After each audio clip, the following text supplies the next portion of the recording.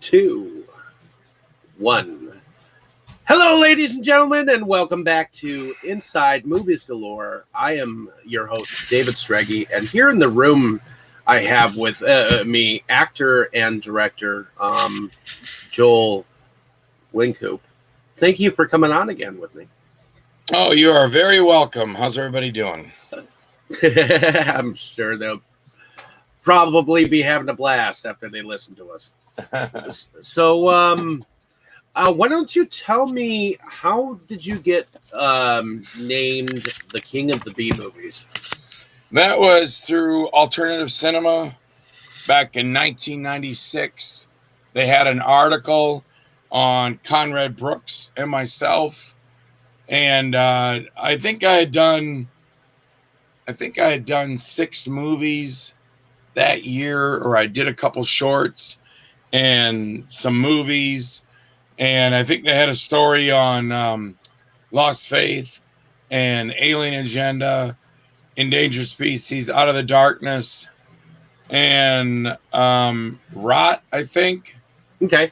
And yeah, I'm pretty sure that's what it was. Okay. Well, why don't we talk about your role in Rot? I know we kind of mentioned it in our first interview. You kind of skated over it in the second. Why don't you tell us a little bit about that role? Well, after we had an article in Fangoria magazine, and we had a story in there about 6 pages long under notes for the underground, and Tim and I had they covered us, all the stuff we did up through Creep, which included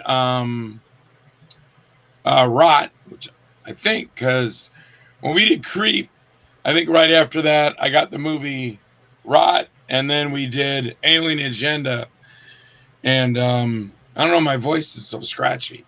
But we did that. Got noticed in Fangoria really a lot around, the rest of the country and the world. And then all of a sudden, Marcus Cook called Tim and wanted to secure me for his movie Rot. So Tim got a hold of me, told me that Marcus wanted me to use me in his movie Rot. And then next thing you know, I was out in Tampa shooting Marcus's movie Rot, which I made a price with him and stuff like that. And yeah, went out to Tampa, and it was a rough beginning, because I remember Marcus was like, well, I want to go downtown. I have to see these people and see some people from the church to give them some stuff, some artwork, I think.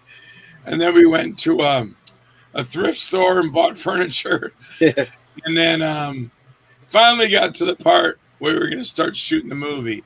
And one of the first day was going to what he called the punk house, where all these kids lived.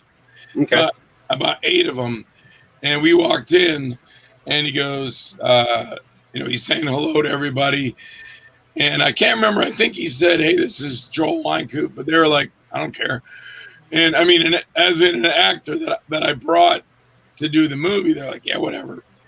And the whole place is just full of all these kids. And one girl, I mean, I say it on the video, which is fine with Marcus, because he laughed about it.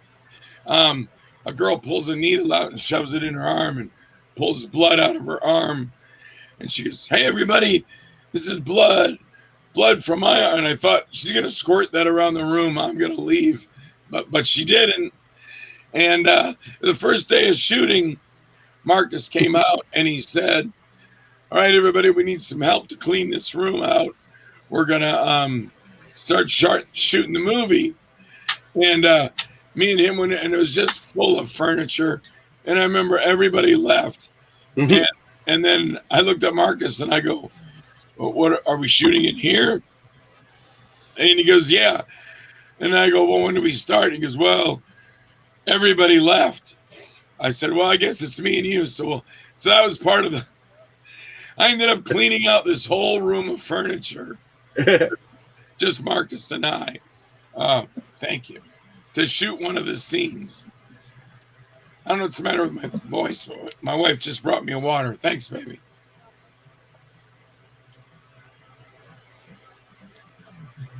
But it was a good time shooting the movie. I remember I was trying to prep for it. I think before we cleaned it all out, get into character. And as I was doing that, I was in the room and Marcus was in the other room. Yeah, we had cleaned it out because there was a poster on the wall. And I was going, I can't let it get out of control. And when Marcus came in and I did it, and he goes, no. He goes, that's too much like Angus. And I said, just tell me what you want. Show me how you want me to do it. And Marcus went, it can't get out of control. And I go, okay, got it.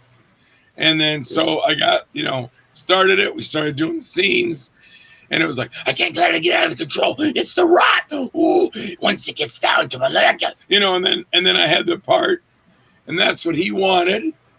And as we shot it, I could see him out of the corner of my eye, jumping up and down, clapping his hands. So I knew that's what he wanted. But in one of the first reviews, the reviewer said, Wynkoop overacts in this part. But to my defense, I did it just the way Marcus told me to. And Marcus came to my defense, and he goes, no, that's exactly how I wanted it done. So I might have overacted, but that's the way Marcus wanted it. And you don't work for the public, you work for the director. So, but I had a lot of fun shooting it. Mm-hmm. Okay.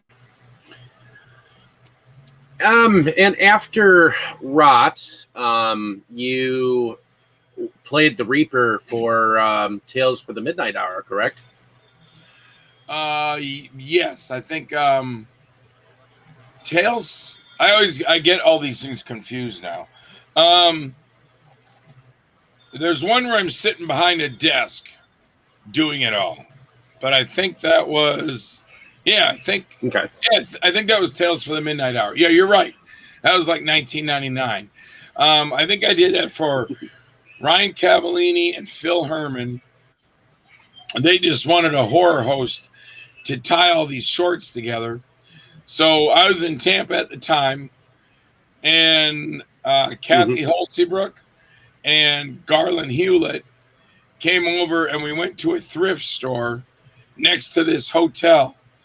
And we bought all these little things that we could put on the desk, like books and skulls and a little cloth to lay down. And I think there was a candle burning. And then, and then I just hosted these things, which basically I sat behind the desk and said, now we're going to tell you a tale about this little boy at Halloween, that kind of thing. And, but that's all we did. I just shot the host. I think the same night we shot something that I know Kathy played a part in it, and so did Garland as a police officer. And that was to one of Phil Herman's, also one of his movies. But those two were separate entities. It was just, this was being shot for his short. I can't remember the name of it now. And then there was the horror host. Okay. After that, you were in something called Again and Again as a narrator, correct? Yeah, that was Richard Cesaire's movie. I did that in West Palm Beach. And Richard had worked with me on Mike Hoffman's Scary Tales. Or actually, when we were making, what is it? The first Horror Tales .666 had the introduction of the burglar, and Richard was on crew for that. But then that's how I met Richard. And then he goes, would you do this, my short called Again and Again and Again? And then, I just did the voiceovers where I tied it all together. And that played at a lot of film festivals, which was, kind of cool. It was my first time, I think my first time doing a voiceover. And it didn't sound like this. Okay. But my first time doing a voiceover. But that was pretty fun just to work with Richard. And then I also did his movie. I play a guy that was being tortured, laid out on a big table in a warehouse, and I was tied down, and they cut my hand off. And that was Richard Cesaire's short, but I can't remember the name of that one. But that was pretty cool too, because it was supposed to be terminally unemployed. Was it called? No, terminally unemployed was, I think, for Mike part of the Scary Tales. Yeah, that was for Mike, but Richard's. Again and Again and Again was the one I did the voiceover, and then I did one as a just some guy in the street that was a part of these bad guys, and they come into a warehouse, and I'm tied up on a table. Damn, I can't remember the name of it. And they cut my hand off, and they're torturing me anyway. And it gets to the point where he's going to cut my tongue out, and then it cuts away to the end of the short. And I can't remember the name of it. It should be on there. It's a Richard Cesaire's movie. The Return of Mr. Longfellow. That was Scary Tales. What'd you say, Annie? Evil Tales 3, the final chapter. Yeah, I just can't remember the name of it. Let's say it again, Dave. Sorry. Oh, Evil Tales 3, the final chapter. Evil Tales. The Raging Bells. Yeah, it wasn't any of those. Raging Bells with Mark Nash, and Evil Tales was Kathy was in it with me. Yeah, I just can't remember the name of it. It should be on IMDb, but maybe it isn't. It might not be. Huh. Serial Killer? That one. No, Serial Killer. I did that for Ryan Cavallini, but the one for Richard, I guess you'd have to look up Richard Cesaire on IMDb, and it should come up there. I got to look for that myself because I don't know what that is. I can't remember, but I remember being tied to that table and getting cut up. All right. What? Checking out Richard Cesare. It was called Christian Soldiers. Okay. That should be on my IMDb. Should be. Directed in, filmed in 2006. Yeah. Well, wow. Christian Soldiers. No, I think that was done before I moved over here, so it should have been in 2000 something. Maybe it just wasn't released till then. Should have been around 1990. What? 2006. Christian Soldiers. Well, yeah. Well, my wife says it's you're in the video. Okay. Yeah. Yeah, I guess so, but we didn't shoot it then. I shot it when I was over there. It came out. Stuff comes out. I know. Well, it came out then, yeah. But I shot it in the 90s. Yeah. Alrighty. So after that, you ended up going and working with Conrad Brooks. How was that? That was a lot of fun working with Conrad. In fact, there was supposed to be some thing. I think Tony Maselli was going to release it, but for somehow it didn't come out. It was going to be on Conrad Brooks, and I met Conrad in 99 or 98. I came over to do that, and for Jangale 2, Beast from the East Returns, and that's when I got together with Mark Nash and Garland Hewlett, who did Brain Robbers from Outer Space, and Garland had already used Conrad in Brain Robbers from Outer Space. So my first time coming over for Jangale into Tampa was cool because I was going to meet Conrad, who worked with Ed Wood back in the 50s. And I thought that was pretty cool. And I remember when we were shooting on that, Conrad would always, rest at ease, Conrad, he was a good friend of mine, a good guy, but he would say like, he goes, okay, scene 15, go. And I'd go, Conrad, it's take 15. Oh yeah, kid, that's right. Take 15, go. And then we'd shoot, and then he'd go, okay, scene 16, go. And I go, Conrad, it's take 16. Oh, that's right, kid, you go. You're right, kid. That's right, kid. Go, kid. And then one time he's shooting a scene, and Conrad's standing here, let's see if I can do this right. Conrad's standing here, and he's looking this way, or he's looking that way. How do you do that? There it is. Mm-hmm. Wait. Well, whatever. He's in front of me looking at the actor, and he's telling the actor, you're going to go here, and then you're going to stop. But I could see the camera angle, and I said, no, if the guy stops, the editor's going to have a problem with that because it's got to look like he keeps going. So I looked at the actor, and I pointed to Conrad, and I went like this, and then I went like this, pointing to myself. Listen to me, I was telling him. So when the actor goes over, he didn't stop where Conrad did, told him. I just told him, keep going so you go off camera so it looks like a complete take for the editor that you go off screen. You don't stop here, and then the editor's got to try and cut before you stop moving. So the guy did it, but at one point, I was like directing things from behind Conrad, and the actors are listening to me. And Conrad turns around and looks at me, and he goes, oh, you're directing? Okay, kid, go ahead. You know more than me. So, it was fun because we got along. we got along so good. I wasn't being mean to him. We were having fun with it. He knew it afterwards. He knew I was like directing and stuff. So we got along really good. But the things with Conrad were funny where we went to McDonald's one day, and Conrad was in line with all of us at McDonald's. And Conrad just turns to the lady behind him and he goes, hi, I'm Conrad Brooks. Shake the hand that shook the hand of Bela Lugosi. And the girl would be like, okay. And then we all ate. There was Garland, and I think Kathy and Gus Perez and myself, and I think Mark Nash, just like 6 of us. And we all ate there at a big table. And we all get done, and the table's like a mess because nobody's picking up anything. And so I start picking up stuff, and Conrad says, nah, kid, leave that. They got people to do that. And I go, Conrad, my dad taught me better than that. You clean up after yourself. So I'm cleaning it all up. And he goes, oh, kid, now you got to wash your hands. So I cleaned up and then I went in the bathroom, and Gus Perez goes, that is funny. Because we're both kind of laughing about it.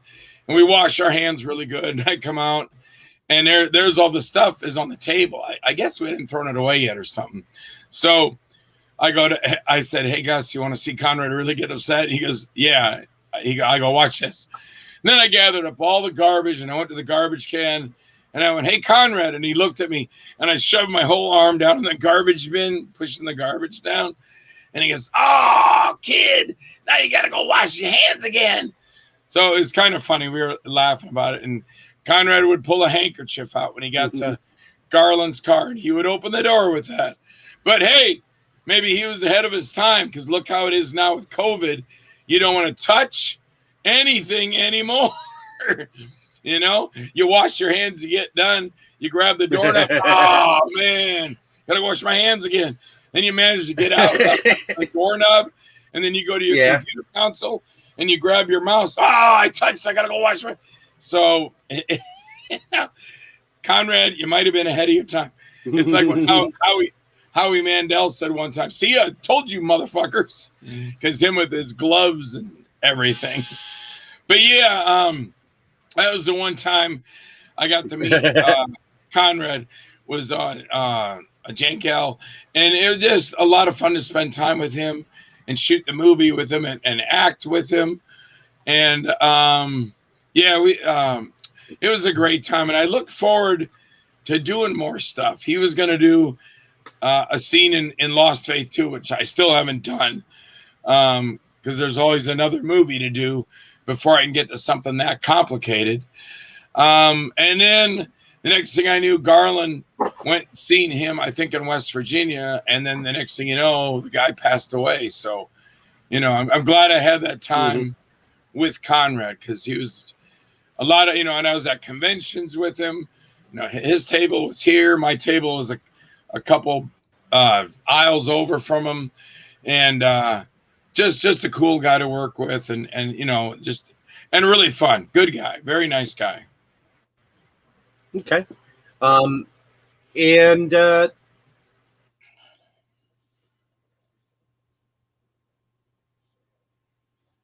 Can you bring me another water, honey, or something, please? How was working on Scary Tales as an actor? Scary Tales was, what was that, 1997? 98? Yeah. That was cool. Mike Hoffman was doing another movie, and I think he just told me, he goes, I want you to be the host, and you're going to tie all these short stories together. And yeah, because we did that in Fort Pierce at the some kind of outlet mall out by 95. Oh, thanks, baby. Out by 95. And it was just a storefront with all these empty stores. And Bill Castanelli was in it with me. He was the guy that was walking on the outside of the stores looking for this address to this job placement center. And finally, it gets to, the inside of the job placement center. And Mike asked me, do you think you can get me in Crystal Water to shoot this? And we had just done, I think we just did Screaming for Sanity, which I got in to shoot in. And so I told him, yeah, I can get in. I got with my boss again, which was weird because if I just shot Screaming for Sanity, I don't think they wanted me to come back, because I remember telling my boss, hey, guess what we did on the second floor? And he goes, I don't want to know anything you did in this building. Because we went up on the second floor and everything. But yeah, I got us in the office. We shot inside there. But Mike was always kind of like eccentric with who he would work with and stuff. And I remember one day getting him an actor for my route, a girl, and she drove all the way down from Okeechobee to be in the movie. And Mike didn't like her. So Mike comes to me, like kind of pulls me in the corner, and he goes, get rid of this actress. She's horrible. And I'm thinking, oh, man, why? How? Now I got to. So it ended up nice. What happened is, I guess we were we had to say, we had to stop for this and that and this. And she's finally like, look, if you guys can't, do this, I got to go. So Mike was just like, okay, go ahead and go, because he didn't want her. And then he pulled in another actress to play the secretary. She came in, did a good job.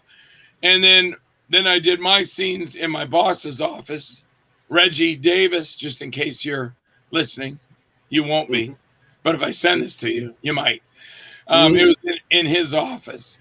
And that's where I do the scenes of Bill Castanelli telling him, kind of like it's a foretelling of what his story is going to be about. Because after we get done talking, it goes right into the short. So if I'm like I told him, I start talking to him about what his job will be. You see the video, and then you hear a record scratch, and then it cuts back to him, and he's like, oh, that sounds horrible. And then I go, and then I pull something off the wall, and I go, well, why don't we try this job? And then that's when I start talking, it becomes the short. And then there was that one and two more, all about Bill. And then back out to Bill and I at the end. And then I think I'm walking him to the door after he doesn't want any of the jobs. And I think the secretary says something about, your next interview is at 3:00. And Bill goes, what is this place? I don't even understand. There's no cars out front. There's no other people. And then I pop up from behind him with the pretty cool stinger. And I got the knife. And I can't remember what I say, but something like, you're our only client. And I put the knife to his throat, like I'm going to cut his throat. And then it goes to black. And that was a lot of fun because Mike, wanted me. It's funny because we put Mike in our movies like in 93 and 94. And then here's Mike coming back to me. Now he's a filmmaker and he's put me in his movies, just like he did with Girls Gone Dead way later down the line. But so doing that Scary Tales was a lot of fun for me. And it was cool because Mike wanted me to be in the movie. And that made me feel good as an actor, because he could have had anybody do that. He could have got any of his friends to act in that. And in part 2, he had, he went as far as getting, Felissa from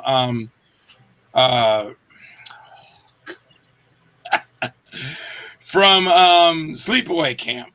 So the guy had reached to his actors. So it made me feel good, for him to reach out to me to be the Mr. Longfellow. And then when that played on all the film festivals, he said that Longfellow became such a big, neat character that people were like walking around imitating me, going, "Ooh, I'm Mr. Longfellow. That's my favorite color too." In fact, a guy at a convention came up to me and he goes, "Mr. Wynkoop, would you, if I call my girlfriend, could you talk to her, but as Mr. Longfellow?" And I go, "Sure." So he called his girlfriend up. She says hello, and let's just say her name was Debbie. And I go, "Ooh, hello, Debbie. This is Mr. Longfellow. Red, that's my favorite color too. It's just dripping with flavor." So it started this little cult thing with Mr. Longfellow. And Mike wanted to do a Scary Tales 3, but it never came to be. But that part 1 started it all. It was a lot of fun to do it. Okay. And later on, after Brain Robbers, did we touch on Brain Robbers? We have over time. Well, why don't you tell me how you got involved with Brain Robbers from Outer Space? Oh, maybe I did. I know I've done your show and another show, and I get them what I said. So I don't know, but I know when I was over here, and if you remember, tell me. When I was over here shooting Rot, I was with Marcus. And Marcus said, "We're not going to shoot Rot tonight because I got to help my friend Garland Hewlett. He's doing his movie." And I didn't know Garland Hewlett at the time. And Marcus calls up Garland, and they're talking on the phone. And Marcus says, "Well, I can come over tonight. I'm shooting my movie, but I can take a break because I got Joel Wynkoop over here from Fort Pierce doing my movie." And Garland knew about me through my magazine interviews and movies because he had rented them. And Garland said, "You got Joel Wynkoop from the movie Creep over here?" And Marcus goes, "Yeah, he's in my movie. He's the star of the movie." And Garland says, "Man, do you think you can get him over here to be in my movie?" And Marcus stops the phone. He goes, "My friend Garland wants to know if you could do a scene in his movie." And I'm like, "Sure." So I ended up going over there to, I think we were shooting at Marcus's mom and dad's house. Okay. And there was like a graveyard scene, I believe. The spaceship comes down. So I ended up shooting a scene for Garland where he goes, "Well, what can, he had me in the woods just spying on the girl and guy. But I said, could I come out and do a fight with the zombie? And he goes, yeah. So we did a little thing kind of like Silent Rage because I'm a big Chuck Norris fan, and Silent Rage was one of my favorites. Or Chuck Norris basically battling a Jason and Brian Libby. And Chuck Norris comes out, fights Brian Libby. Brian Libby's unstoppable. He's kind of like a zombie just through medical science. And Norris throws everything at him with roundhouse kicks and wheel kicks and side kicks and punches and everything he can. And finally, he throws him into a well. It was the only way to stop him. And at the end of Silent Rage, the camera's going down inside the well as you see the credits. And Brian Libby comes up out of the well. You see his hand and his face, meaning, and that's where the movie ended or finishes the credits. But that was always the setup for Silent Rage Part 2, which never happened. But I thought that would have been great. But some people hated that movie too because it went off to him and the girlfriend and the kissing and the loving and off in a hammock. And you're like, dude, the bad guy's killing people. Get back to town and fight him. So, but it was still a good movie, and I got off subject there. That's okay. But I think with I don't know. I guess what I was trying to relate to is just from the Longfellow character, where the girl thought it was neat. I don't know how I got there. I don't know how I got the silent rage. But no, I was telling you about Rock. Or I was telling you about Brain Robbers. Was I was fighting the zombie in that, which is Ted the Zombie, and he's a friend of mine here in town, and that's what it was like. It was like fighting Jason or Brian Libby from Silent Rage. So I do this whole karate fight, and finally I can't stop him, just like Chuck Norris couldn't. And then I turn to the girl who's supposed to be my ex-girlfriend, and I go, Lynn, run. And then he grabs me and he snaps my neck and throws me aside, and that's the end of my scene. Okay. But it was just fun because I was branching out from Tim and I always doing something. Now I'm getting recognized from these other filmmakers, and I'm doing their movies. Okay. There's a long way to get to the answer. Sorry. Not a problem. Honestly, if there's movies that influence you or influence your thoughts, sometimes that goes into, how you're thinking while you're acting. So, in any case, then you were, after Twisted Illusions 2, you were part of a short film called Accidental Memories. Yeah, that was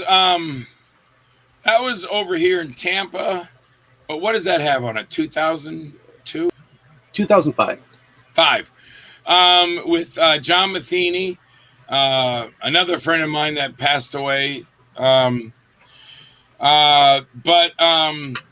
Accidental Memories was this thing I did with Mark Nash, and man, I can't remember her name, but she was in the movie 100 Tears. She was the lead female. I can't remember her name, but she was there, and Mark Nash and myself, and it was about a guy. Georgia Chris. That's it. Yeah. And I was there as a security guard. I think I had a white shirt on and black pants, and we got permission to shoot. I think it was at John's church, a hallway, and Mark Nash was in the I forget what you call him. They had Mark Nash's character, who was, I think, either testifying towards the guy, and then they had Georgia was in the room, and she was testifying or something on two sides of it or whatever. And they're supposed to reconnect. I think as they're talking to each other, they find out, what I can't remember. Their lives were or something, whether they were related or whatever it was. But my character was just, there was a lockdown, and I stick my head in the room, and I go, hey, we've had a problem out here. You guys are going to have to stay locked in the room, until we get this under control. And they would do conversation like, what do you mean we got to be locked in the room? And I was, hey, listen to me. Stay in here and stay safe. I'll take care of things. And I'd slam the door and lock it and go on my way. They'd have their conversations. I'd show up again and open the door. Okay, the lockdown is done. You're free to go. And this is another opportunity to do an acting role. And fun, too, because it wasn't like I was doing the action hero, and I wasn't doing a horror thing, and I wasn't doing any martial arts. I was just doing a regular guy, just a security guard. Hardly anything dynamic, except, I got to raise my voice at one point where I said, sir, listen to me. I'm trying to protect you. But again, a fun thing to do. And I remember John just purchased his red camera, and it was on a tripod, and somebody had come into the room and they tripped over the cord, and it pulled the tripod, and the red camera was headed for disaster. It's like I could see it in slow motion. It was headed for disaster. It was about to hit the floor, and like Spider-Man, I reached out very quickly and snatched the top of the camera and pulled it back up. And I go, now while I'm here, and John was like, oh, thank God, you don't know how expensive. No, I know how expensive they are. But I grabbed that sucker at the last second, caught it, and pulled it back up. So if I didn't save any people, I sure saved that camera. So, but it was a fun little short to do for John Matheny, and he enjoyed it. Mark Nash and Georgia. And Georgia, I don't know if she went on after 100 Tears because it was kind of weird. I was like a couple years later, I was in Orlando at an audition. I think it was for RJ's casting, and she was there with a bunch of these. Now, Georgia's really pretty. She's all done up, thin, very nicely put together. And she's with all these other women that are all nicely put together, just gorgeous. And then you got the guys, the handsome guys, and you got the rough guys like me, and the girls that aren't like them, but we're all like separated into a weird clique, like high school. So I saw her, and I went over to talk to her. I go, hey, Georgia, how you been? And she's like, oh, okay. Almost like, hey, I'm here with my new friends. Go away, ugly dude. And I could tell she didn't want to talk to me. And I just said, wow, this business really changes people. So I just immediately turned around and went back with the group I was sitting with. And that's the last time I saw her. So I don't know if she went on to Hollywood and did other things. I haven't seen anything from her since 100 Tears. And then, of course, being in that audition in Orlando. And but Mark Nash went on to do, he did extra work in Flags of Our Fathers and a bunch of Hollywood, which was by Clint Eastwood, a bunch of Hollywood stuff, and then some background for TV. And then, but then came back to his place where he's shooting now, Indiana. And he just released a movie called The Black Book. And Mark and I stay in touch. So I hear from Mark every once in a while because I did a movie called The Paranormal Club for his group. They paid me to write it and shoot it and then edit it and then give it back to them. But they kind of didn't get where it was supposed to go for 2 years. So after the first 6 months, I said, look, I just want to buy it back from you so I can release it. And then I released it under my own label a couple months later. And The Black Book just came back out like a month ago, I think. So it's a good call on my part because I had all my actors wanting to see it. And I didn't want to make them wait 2 years. But Mark and I are still friends. Don Becker and I are still friends. And Christopher, we're still friends. And that's all their production team over in Indiana. So it's cool that, you know, people shoot together and then they go off in different directions and they all form their own companies. But I still, that was a fun short to do. And I remember the day going over there, my wife and I, we were coming straight down, I forget the highway, but it merged with 275. And a guy came off 275 right in front of us with a load of these PCV pipes on the back of his truck were about 12 foot long. He probably had 100 of them, and they all flew off his trailer right in front of our car. And of course, PVC pipe hit the ground, it explodes, and there's nothing you can do.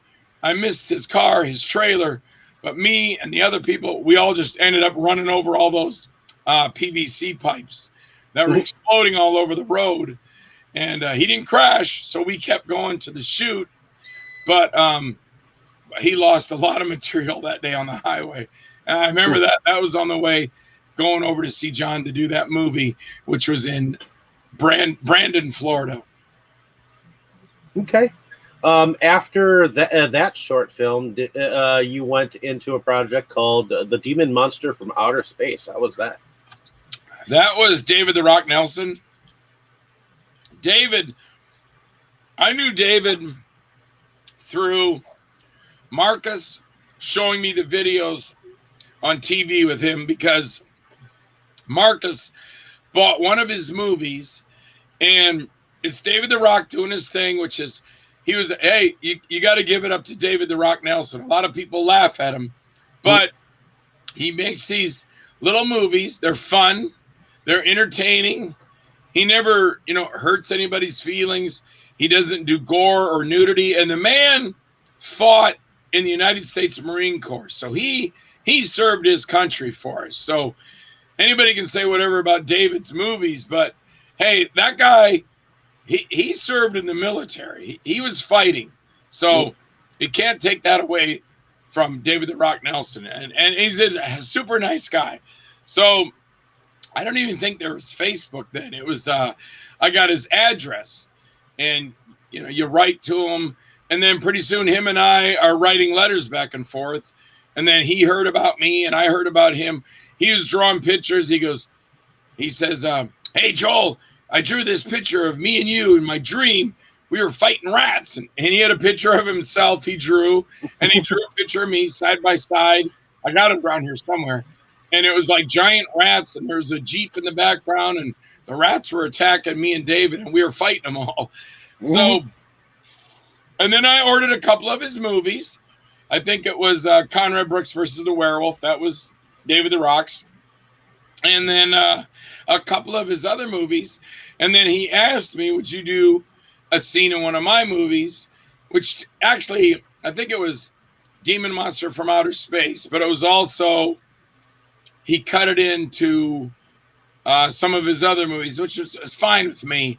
Again, it was just fun to do it. I went out in the woods and shot all my scenes like I think I was supposed to be watching Saddam Hussein because he's got the Saddam Hussein mask he used.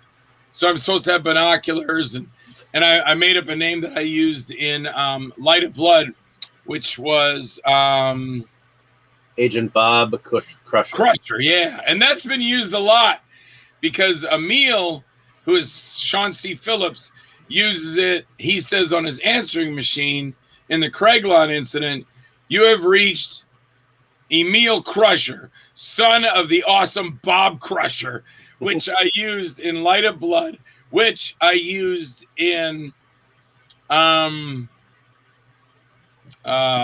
of Blood, and David the Rock Nelson's Demon Monster from Outer Space, which he took those scenes, put it in Demon and Monster from Outer Space.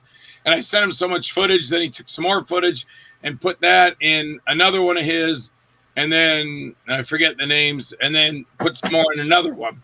So, yeah, it was fun. It was fun because I went out and shot all the video myself. And then I sent it to David. And then David does what he does with it for his editing.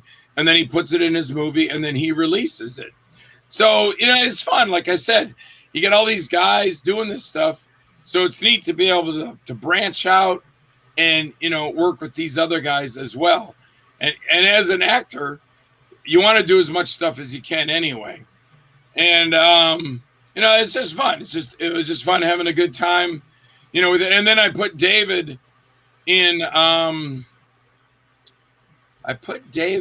Fall of an Actor, where he's at his house talking about me. Because in Fall of an Actor, I shoot myself and I end up in a mental institution. And that's a gag. That's all the gag. The movie's supposed to look like it's real. And it's kind of neat because I think David bought into it. He called me one day and he's talking to me. And then he goes, yeah, so you shot yourself, huh? And I went, what? And he goes, you shot yourself. And then you ended up in that mental institution for 3 years. And then I realized that's what he's talking about. And I go, oh, yeah, I was in the hospital for 3 years. And the bullet, it hurt when I shot me. And but it's funny how he took that. Because that was all, like I said, it was all made to look like a real documentary about us making a story about us making a TV show about my life. And but anyway, so we put David. I put David into it, where he's talking about. He goes, "Oh, I remember Joel Wynkoop. He was a good guy. He gave me this movie." And but it was a lot of fun. It was a lot of fun working for David in Demon Monster. Okay. After working on The Bite, you worked on something called Death Plots. How did you get involved with that? Death Plots was Jason LaCorey's movie, and Jason and I met in 2004, I think, at Rick Danford's Halloween Horror Picture Show. which I always got confused with Rocky Horror Picture Show. I was like, wait a minute, what? But that was Rick's name for it. He still does them today. And I was sitting here at a table, and Jason LaCorey was sitting right next to me at another table. And I think I was looking for an electrical cord when I was setting my table up. And I think I said it out loud. And Jason, who I didn't know, he said to me, he goes, I got an electrical cord you can borrow if you want. And he didn't know me. And I go, oh, man, thank you. And he got me the cord, and I plugged it in. And then we started talking to each other. And I think he bought a copy of Creep from me. And I think I bought a copy of Web of Darkness with Debbie Rashan from him. And then we talked about all these things movie makers talk about. I'm like, well, I'm from over in West Palm, Fort Pierce area making movies. And he's like, well, I'm up by Apopka area and I make movies. And we were like, oh, this is cool. So we talked, shared all our interests. And the next thing you know, I don't know if we shared, like I said, I don't think Facebook came out yet. And so either we switched phone numbers or emails. I think it was a phone number. He just called me and he goes, after I met you and saw you and talked to you and saw your movies, I know I wanted to put you in something. So he said, I got this movie called Death Plots and I got these 2 Reapers and I want you to play a Reaper. It's kind of like Cops. And right away I was like, oh, this sounds cool. Maybe it's like kind of like a Dirty Cop No Donut thing again. It wasn't. But it was like they were like ghosts. They're Reapers, but I'm in a suit and tie. And my partner, she's in a suit and tie. And when the people are killed, sometimes they decide they don't want to die and they make a run for it. And we were the Reapers that would come after them to try and capture them and secure their souls. And I'm training this young trainee. Okay. So it's kind of like Dead Like Me before Dead Like Me. yeah. And yeah, Jason did that first. And and then there was a show on television called Reapers, I think, for a while. And I told Jason, I go, man, that's you, man. You did it first. And so Jason and I became really good friends on that. And I still talk to Jason now. I just paid Jason to do some spaceship effects for inside the spaceship, and then the whole thing outside the spaceship with the ship traveling through space. And then I also had Jason. I put him in my movie, The Craigline Incident 3, Annihilation. Jason's in that as one of the Rambo hunters. So Jason and I, it's really neat to have all these contacts. Again, same thing. You start out working for them, and then all of a sudden they're working for you, or you start out working for them, and then now you're working. They're working for you, and then they're working for me, and vice versa. So yeah, Death Plots was great. That we got to work together on that. Okay. After Light of Blood, you were in something called Dark Dimensions, correct? Yeah, Dark Dimensions was once I got over here living in Tampa. Of course, that Fangoria article that Tim and I did for Notes from the Underground, that opened up a lot for people to see, wow, who's this guy?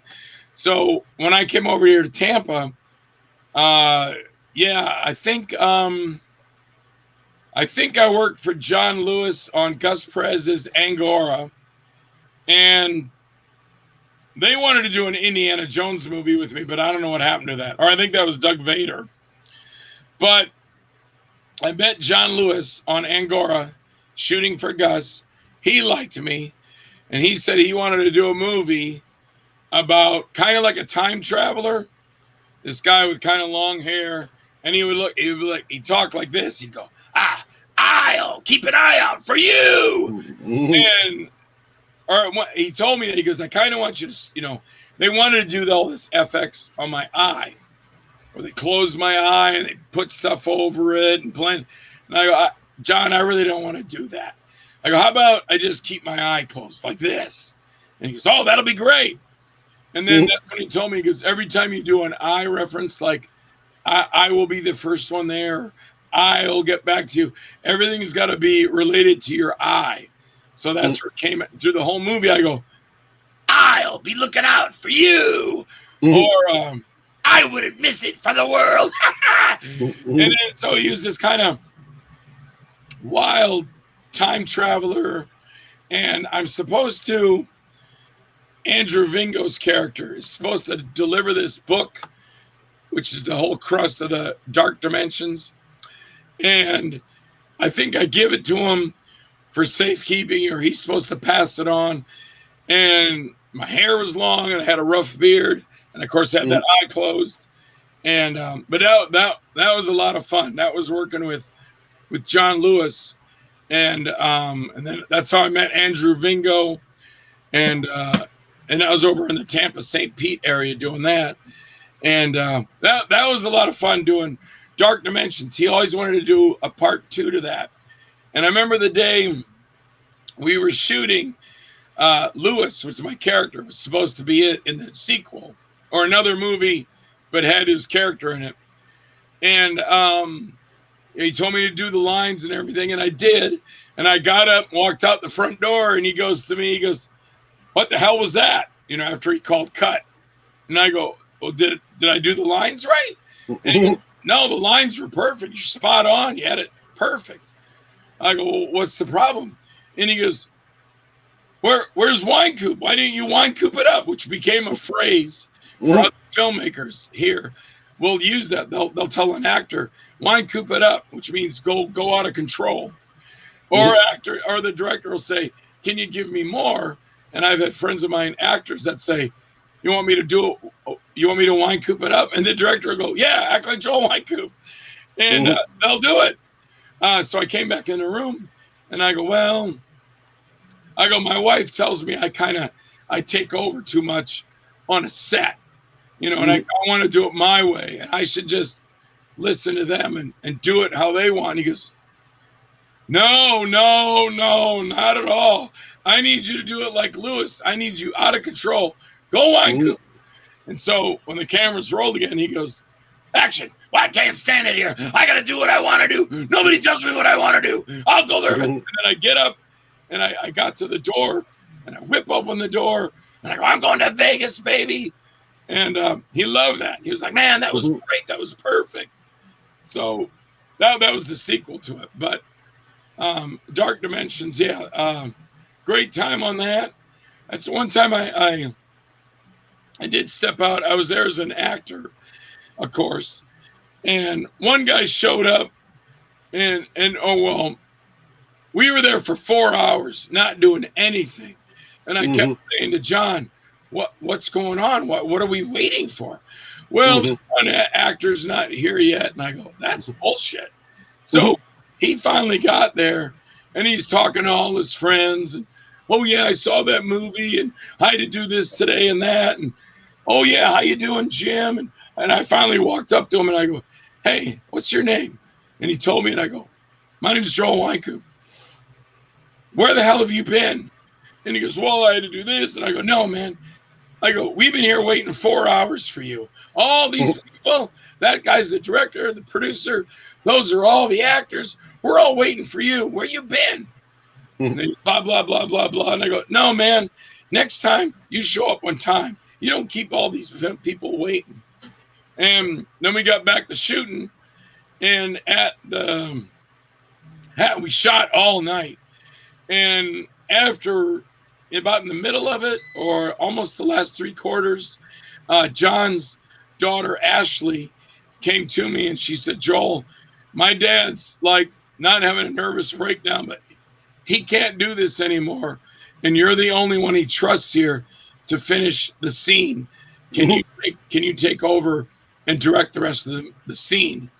And I go, "Yeah, but make sure he tells everybody so they don't think I'm just muscling my way in." So he made an announcement, she did, and then I finished directing till like 8 o'clock in the morning. And I had a convention that day. So I said, "My scenes are done. I got to get out of here." And by that time, John came to me and just said, "Thanks. I can direct the rest now." And we were about done by then. Good experience on Dark Dimensions. And, you know, again, somebody calling out to me that liked my work and wanted me to be in their movie. So, Okay. Yeah, a lot of good times there. Okay. After that, you were in a film called House of Carnage, correct? I cannot remember if I'm actually in that or I just shot scenes for that. As Dr. Dan Hess. Oh, well, then I did. Yeah, that was for Ryan Cavallini. And yeah, and that's another thing about these things. Tim gave the name Dr. Dan Hess to me for Wicked Games. And that's where this character, Dan Hess, kind of like evolved, but also created a guy that people took a liking really to, a reference to. Yeah, because I ended up doing 6 other movies with the Dan Hess character. Evil Tales 3, House of Carnage. And then other people's movies that Day of X. Yeah, that I've worked for, that I did that character. And kind of like Loomis in Halloween, everybody knows that, that's kind of the hit connection for these movies. And Dan Hess kind of is like that for the Truth at Air movies. But like I said, not just the Truth at Air movies, but these other ones that filmmakers are doing. So I think in that one, I just tell about, in fact, now that you say that, I'm talking about hit the killer's character's name in that is Jason. And I'm telling about what he became and how the serial killer was created. And Jorg, I think its name is Jorg. Okay. In that movie, the killer. So I'm just basically talking about him. And okay. I think I just shot my scene here and sent it to him. But still, it's one more role to do. And it was because it was Dan Hess. It was this character I already made popular from Wicked Games way back in 1992. And I guess you played Agent Bob Crusher in Werewolf and the Witch. Yeah, that's the other movie that was David the Rock. I shot so much footage and sent it to David. He put it in Werewolf and the Witch, and he put it in Demon Monster, and there was one more movie. Not the same scenes. I did different scenes. Just in one big reel, I sent him, and he cut them apart and used them in different movies. So, again, that was just working with David, shooting my scenes here in Florida, and then sending them from here to Des Plaines, Illinois, for him to put in his movies. Sounds good. How was working on Into the Woods and Body in a Dumpster for you as an actor? And the next one, I think, which one did I do first? Into the Woods or Body in a Dumpster? I think Body in a Dumpster. They're both the same year, so. Oh, it was. Yeah, that year got busy. That was the actual year I quit Crystal Water. I gave my 2-week notice. It was right after Marcus Cook and Joe Davison wanted me to play Gertie, the clown. A lot of people don't know that. I was supposed to play Gertie, and they offered me $3,000 to do it, which is fine. But my boss wouldn't let me off to do the stretch of time. And Marcus called me like the night before and said, the investors are here. They want to see you, because I think they got all the money for that because I was supposed to be in it. And I am in it technically. They put a newspaper article in there that says the Kentucky backwoods killer, and it's a picture of me. But I think I got the money secured for them because the guy that put it up liked me from the movie Creep. But anyway, so I stayed at Crystal Water. I actually told him, I said, you go get Jack Amos. He could do it. And Jack Amos got the part of Gertie. I stayed at Crystal Water, turned the movie down.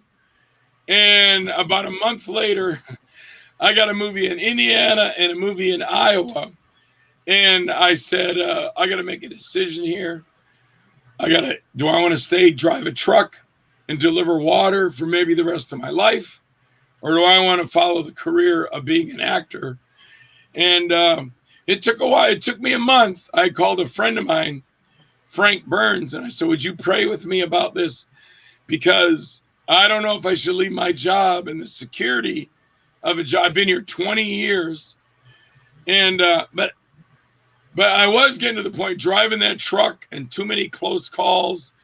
One time I was going down the ramp from 275 to I-4, and it was like nobody was in front of me. Mm-hmm. And I looked to my left to make sure before I moved over. And then I looked back to my right, and there was a line of traffic going into Ybor. And I moved like the Flash, man. I'm doing about 50, and I whipped the truck, and I swear I missed the car in front of me by inches. And that's one of the points. And then driving behind people and furniture fell off their truck, and I just swerve. And with all my stuff happening on the road, I go, maybe this is time to quit anyway. And prayed about it. Took me 3 weeks. My boss, I was in the cab, and my boss even came because I pulled outside of Crystal Water Gates to have this prayer. And my boss came out and he started beating on my window, and I ignored him, and he beat on it again. And the phone is in my hand like this. So, and then I just put my finger up like this out the window without looking at him, like, shut up, I'm praying. And my buddy Frank Burns is on the phone having the prayer. And last thing he told me was, he goes, go, you're going to be fine. Hung up the phone, got out of my truck, went to see where my boss was. And every time I get close to him, he'd move and I'd follow him, and then he'd move and I'd follow him. And finally he got to the office door, and he went to open it. He opened it, and I kicked it closed. And he goes, what are you doing? I go, I'm leaving the company. You got my 2-week notice. And he was like, you're my best guy. And I go, well, I said, I don't want to do this anymore. And I talked to him. I had a movie in Indiana and one in Iowa. And I told him that. And I had a month coming, a vacation, a whole month. And they wouldn't let me take it at once or even in 2 weeks together. It had to be 1 week now, 1 week in 2 months, 1 week in 2 months, 1 week in 2 months. And I couldn't change when these guys are shooting their movie. So, yeah, I gave him my 2-week notice. And he shook my hand. I said, I'm not going to screw you. I won't, because a lot of guys would quit, and they mess up all the directions in the book for the next driver. Like, they think they're screwing the company. They're not. They're screwing the driver, So I said, I'm not going to do that. I take pride in my work. I got brought over from Tampa to fix the routes that were all screwed up over here. I mean, I came over from Fort Pierce to fix the routes that were in Tampa that were all screwed up. I fixed them all. And so I left, played out my last 2 weeks. And I think my last day was April Fool's Day, which I thought was funny. But then I went to Iowa, and I did Body in a Dumpster, and then shot that. And then I went to Indiana and did Postmortem America 2021. Now, for the Iowa shoot, it was cool and Lloyd Kaufman came down, so I got to see Lloyd again. I met Lloyd in 2004 at Screenfest in Fort Lauderdale. And so I got to see him again in Iowa. And then who else was there? Larry, can't remember his last name, but he had appeared on some late night TV. And it was neat to meet him. And then there's another guy I met from, I forget their names now. But these are all these different actors that Christian had brought in to do Body in a Dumpster. And I remember going to a restaurant where they're I forget what they call it, but it was a piece of bread with like sloppy Joe mix on the top. And then that was the big exciting thing there to eat. And there's pictures of Obama on the wall having dinner there. And I think that's where he took us out to dinner and everything. But yeah, we shot that all there. In fact, Christian took me aside and he goes, if anybody asks you, Joel, because we're in this area, we don't call the movie Body in a Dumpster. We call it Murders in the Southwest or something like that. And, but yeah, I played a character in that. I think I was the mayor. I know I carried around a shotgun at the end of the movie. And he goes, you always carry your shotgun like this, open, so you don't see it loaded and you walk like. And then I worked with that guy, Larry, from not Second City TV, not Saturday Night Live. It was a show kind of like right in between there. And so that was a lot. And then worked with Lloyd. My voice is, I don't know why. I work hollow scream too. So I do a lot of yelling. So I guess that's my voice still hasn't. I got to go back tomorrow night.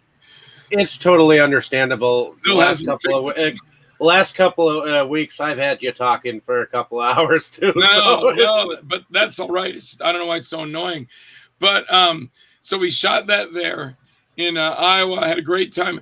The only thing, I just told my wife this, I wish there was a girl that was always with me. She would drive me around, and she offered to take me 58 miles down the street to the birthplace of C.W. McCall, who I'm a big fan of, all, Convoy and Wolf Creek Pass and all these great songs. And I didn't want to bother her. I felt like I was bothering her, but she drove me around. She drove me to the hotel. She drove me to the shoots.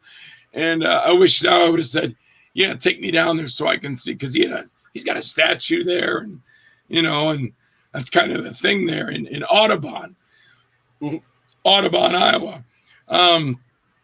But fun. Also, Marcus came down, and Marcus and I hardly ever seen each other in Tampa, but I go to Iowa, and Christian's like, oh, he takes me to his apartment. He goes, there's somebody you might know. And he goes, come on out. And Marcus comes walking around the corner. Hey, Joel. I give him a big hug. I go, we hardly see each other in Tampa. We got to go fly to Iowa to see each other, because he was doing the effects. In fact, one day we were shooting in a bar, and it's Iowa, so it's not like it's Texas, but it's a country bar. And Christian's moved everybody in there with cameras and lighting, and kind of takes over the bar. But I think he knows how I talk to people. So he's like, Joel, can you tell these people that we're here to shoot a movie and they're going to have to be quiet? So I don't mind.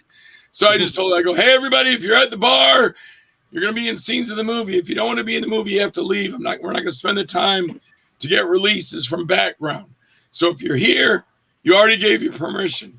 You heard me say it on video. And I think most of the people stayed, maybe one or two left. And there was one big guy, and he was shooting pool.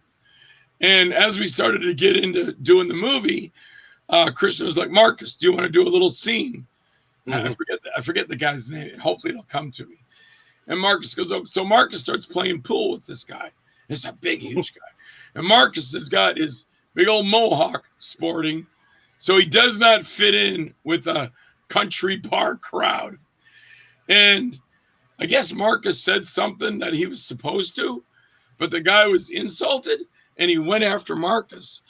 And he started chasing Marcus around the pool table. And this is a big 380-pound guy. And Marcus is a little scrawny guy. And this guy's chasing around the pool table. And Marcus is screaming my name, Joel, help me, Joel. So I had to run over to the guy and put my hand up. And I go, Bubba, that's not his name. I wish I could remember.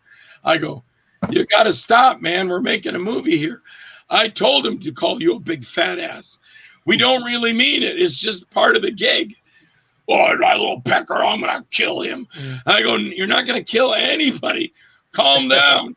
So Marcus didn't go near him anymore that day. Then as we were shooting, he kept drinking. And I told the girl, I go, cut him off. Whatever his name was. I want to say Bubba or something like that. I was like, cut Bubba off. And he goes, oh, Joel, you ain't going to let me drink. And I go, no more drinks for you. And but they shot all the scenes they needed from the bar. And we got out of there and everything was fine. But that's one of my memories is Marcus going, Joel, help me. And that was in Iowa. And great time. I also spent a lot of time with Lloyd because Christian spent money. Lloyd flew Lloyd Kaufman to Iowa, got him out, got him in that we were shooting, I think in a church or a school. And there was this one office, and I guess Lloyd went way off script. And Christian told me outside the door, he goes, I can't use any of that. It was terrible. And I go, why don't you let me work with Lloyd instead of you paid all this money to get him here. Why don't you let me work with him? And he goes, okay, go ahead. We'll take lunch or a break or whatever. So I went in with Lloyd and went over the whole script and got Lloyd on track and got him fired up and got him to get all his lines down. And when Christian came back, I go, hey, me and Lloyd worked it out. Everything's cool. I can stay here and help you with the scene. Or, you can tell me to get out. And, which is funny with Christian because he's been so nice to me.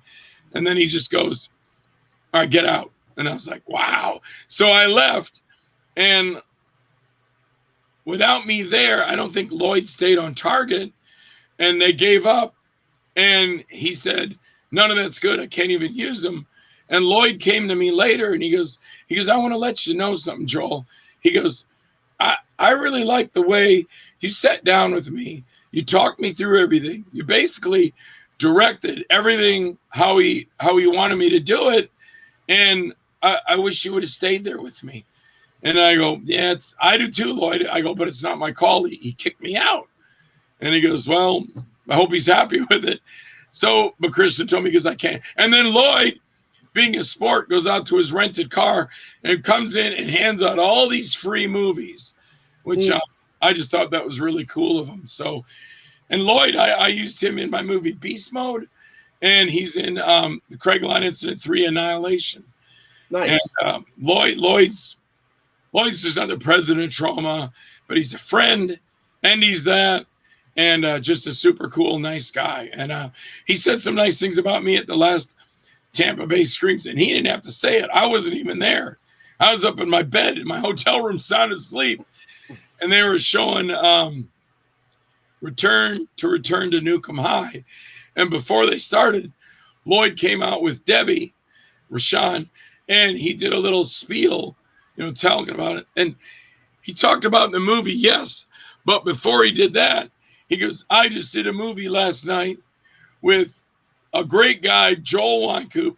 He's doing a movie called Beast Mode. I'm in it with Debbie, and I was up in his room, and he directed me. And that guy, knows how to direct the movie and knows what he wants, and a really nice guy. And it was a pleasure to work with him. And I just thought that was so cool that he took the time and I wasn't there. He didn't have to say that. It's not like I was in the audience. Instead, I was upstairs in bed, sound asleep. But anyway, Lloyd, what a nice guy. And Debbie, I put her in Craigline Incident 1 and 2. And then I've worked with Debbie all wrapped up in Death Plots. And, of course, Alien Agenda. And so worked with Debbie a lot, too. So, yeah, a blast doing Body in a Dumpster was. And I think one of the first movies I actually got on a plane and flew out for. Okay. Yeah. So after that one, sometime after that, you were in a movie called Indiscretions. You were part of the Uh-Oh show, and you ended up being part of Brainjacked. Why don't you tell me about those opportunities? Indiscretions, I worked for Jason LaCorey again, and he wanted me to play not a sheriff, but the guys that look, the guys that look after the woods and the bears, and they got badges. What are those? Okay. Rangers? Forest Rangers, yeah. Yeah, kind of. And Jason played my partner. So, yeah, he wanted me for that. And it was a thing we did up in Lakeland at a lady's house. And it was all about a Bigfoot site. Or no, Indiscretions was a whole movie in itself with Anesti Vega, and kind of a horror movie, But our scene was a short he put together, but then he built the movie. The movie was short, so he made these scenes and put it into the movie. And we were supposed to be out looking for a bear. And Mike Christopher from Dawn of the Dead, I do scenes with him in it, telling him there's a bear out in the woods, watch out. And we're trying to track it down. And what it is, it's like a Bigfoot monster or something is out there. Okay. And we had another actor, Daryl, and he was like, I worked with him on Demon House. He's a big guy, but he always told me, he goes, I don't know where your lungs come from, but you're a good yeller. And he goes, I like your acting. And because we did that in there. But here he plays like a Bigfoot. And I guess the worst thing that happened is, and Daryl didn't know it, but when he picked Mike Christopher up and had him upside down, he dropped Mike Christopher, and Mike Christopher landed on his head. I could have broke his neck. Because Mike told me later, he goes, hey, that big dude dropped me on my head, but don't say anything. I don't want to cause any problems. And I'm thinking, well, that's the stuff you kind of got to work out, before. Like, are you going to roll? Am I going to throw? He probably thought, the guy's going to fall and roll off his shoulder, because in martial arts, that's what you're trained. When you go to roll off your shoulder, don't land on your head. You'll break your neck. But that's one thing that happened on that.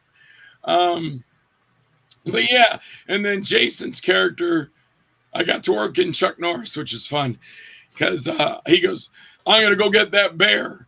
It's a squirt gun full of, supposed to be like, the stuff you'd shoot in a bear's face or something. He goes, I'll go get that bear. And I go, who do you think you are, Chuck Norris? Stay here. And I wanted to do the scene, but he told me no. But Daryl's supposed to grab him, and then they put a dummy in place, and the dummy's ripped apart. But it was supposed to rip apart, and all this blood would explode. But like stuff in movies, the bladders didn't rip apart, and no blood came out. So it didn't look as cool as he wanted to, but the effect part is still there as far as this monster tears him apart. And then I don't know what happens to my character. I forget. But that was Indiscretions. And it was just, that scene was made to make the movie a little longer. It stretched it out to like 90 minutes. Okay. But again, very fun to do. And the show, you played Fred Finegler.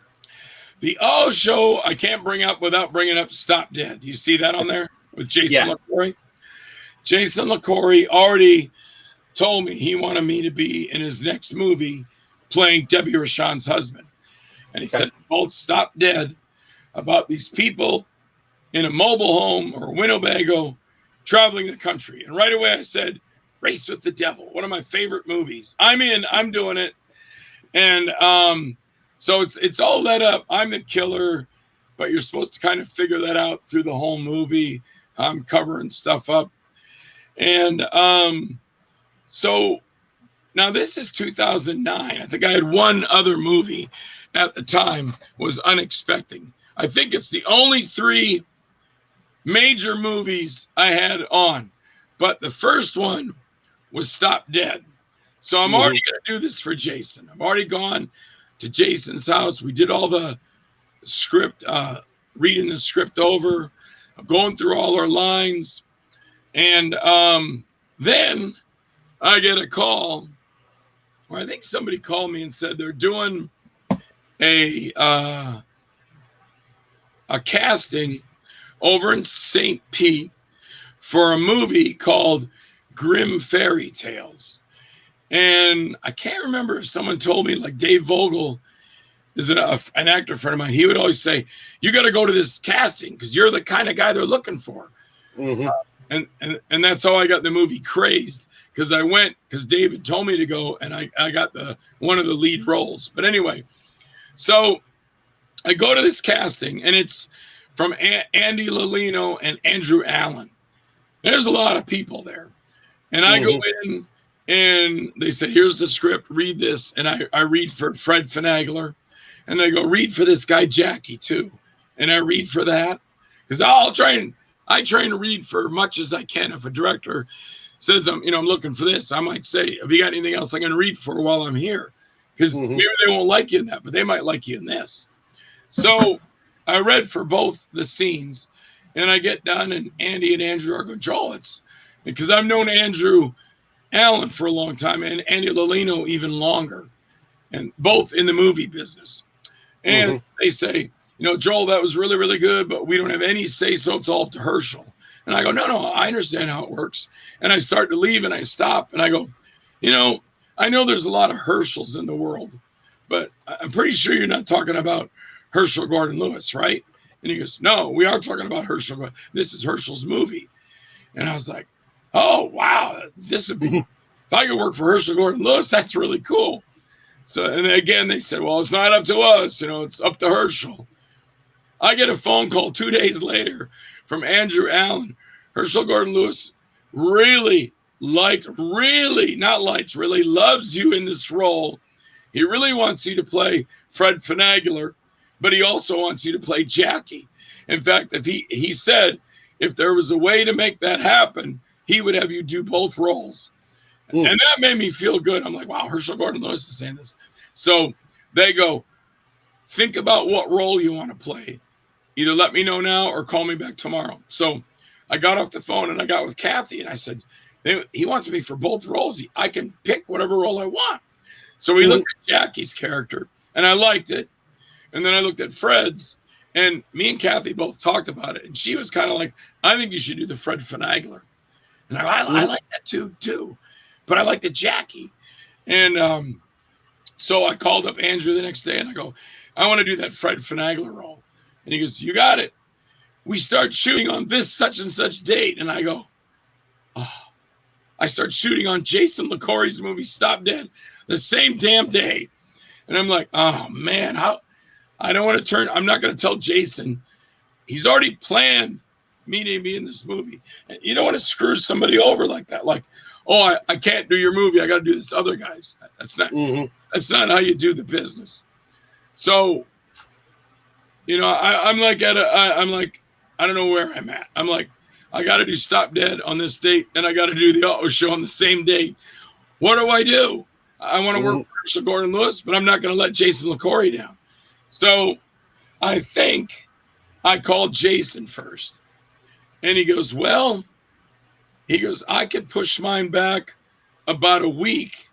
That way, or I think it was, I can't remember if it was start a week early or a week later, but Jason was working with me. And I said, well, let me call Andrew and find out.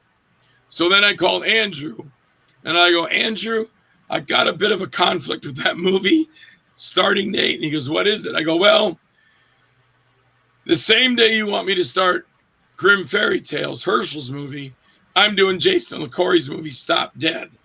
They're on the same exact day, and they have the same shooting schedule. And Andrew goes, okay, what do you want to do? You want to quit Jason's? And I go, no, I don't want to quit Jason's. That's not the way you do things. You don't just, oh, I'm not going to go to that job because I got this one better. Or you tell somebody you're going to, or I tell you, yeah, I'm going to do your radio show. Well, yeah, there's something called a commitment. Right. And then I blow you off to do Joe Blow's radio show. That's not right. Even at Howl Scream, I try to tell the other actors, if you're committed to Howl Scream, don't, on Thursday night, don't say, oh, tomorrow I'm not coming to work because it's my friend's birthday. Bullshit. You're committed to that unless there's a death in the family. You show up. And I've always been Howl Scream for 18 years. The only days I missed were I told them ahead of time, which was fine with them, was when I was doing all my convention appearances through 2004, 5, 6, 7, and I think 8. And those are all pre-planned. After that, I didn't do the conventions at those times. And the only time I missed Howl Scream was when Kathy's dad passed away, and her and I missed 3 days. But I think that's pretty, for someone to say, oh God, the guy, they just lost their dad, that's excusable. But, I got a checker tournament tonight. Kathy missed her premiere of her movie Inheritance which she's got an awesome role. She like commands the story, and she's through the whole movie, and she had to miss it because she's a stage manager and she's committed to them. Anyway, so I tell Andrew, and Andrew goes, we'll talk to Herschel about it. And then I'm like, oh, well, shit, now I'm going to lose the role. Herschel Gordon Lewis is going to go tell him, forget it. If he can't make my schedule, he's fired. So I go back to Jason, and I go, I don't know what's going on, man, but whatever. He goes, don't, Joel. He goes, don't do my movie, do Herschel's. And I go, no, I want to do your movie. I already committed to it, like you said. I've already committed to it. I'm not going to let you down. Now I get a call back from Andrew Allen. He goes, Joel, it's Andrew. Hey, Andrew. He goes, I talked to Herschel. Herschel says, we will shoot around you, so don't worry about it. And I guess I made that kind of impression on Herschel. He didn't have a problem with it. So Jason, I'm still trying to remember. Jason shot a week early. And the day I finished Jason's movie, I came home from Orlando, went to bed. The next morning, got up and went to St. Pete and started shooting on Herschel Gordon Lewis's Grimm Fairy Tales, which later became the Uh-Oh Show. And there's a neat story. I was walking down one of the, and they bought out this whole executive office areas, all these offices. And then plus the one giant room where the Uh-Oh Show wheel was.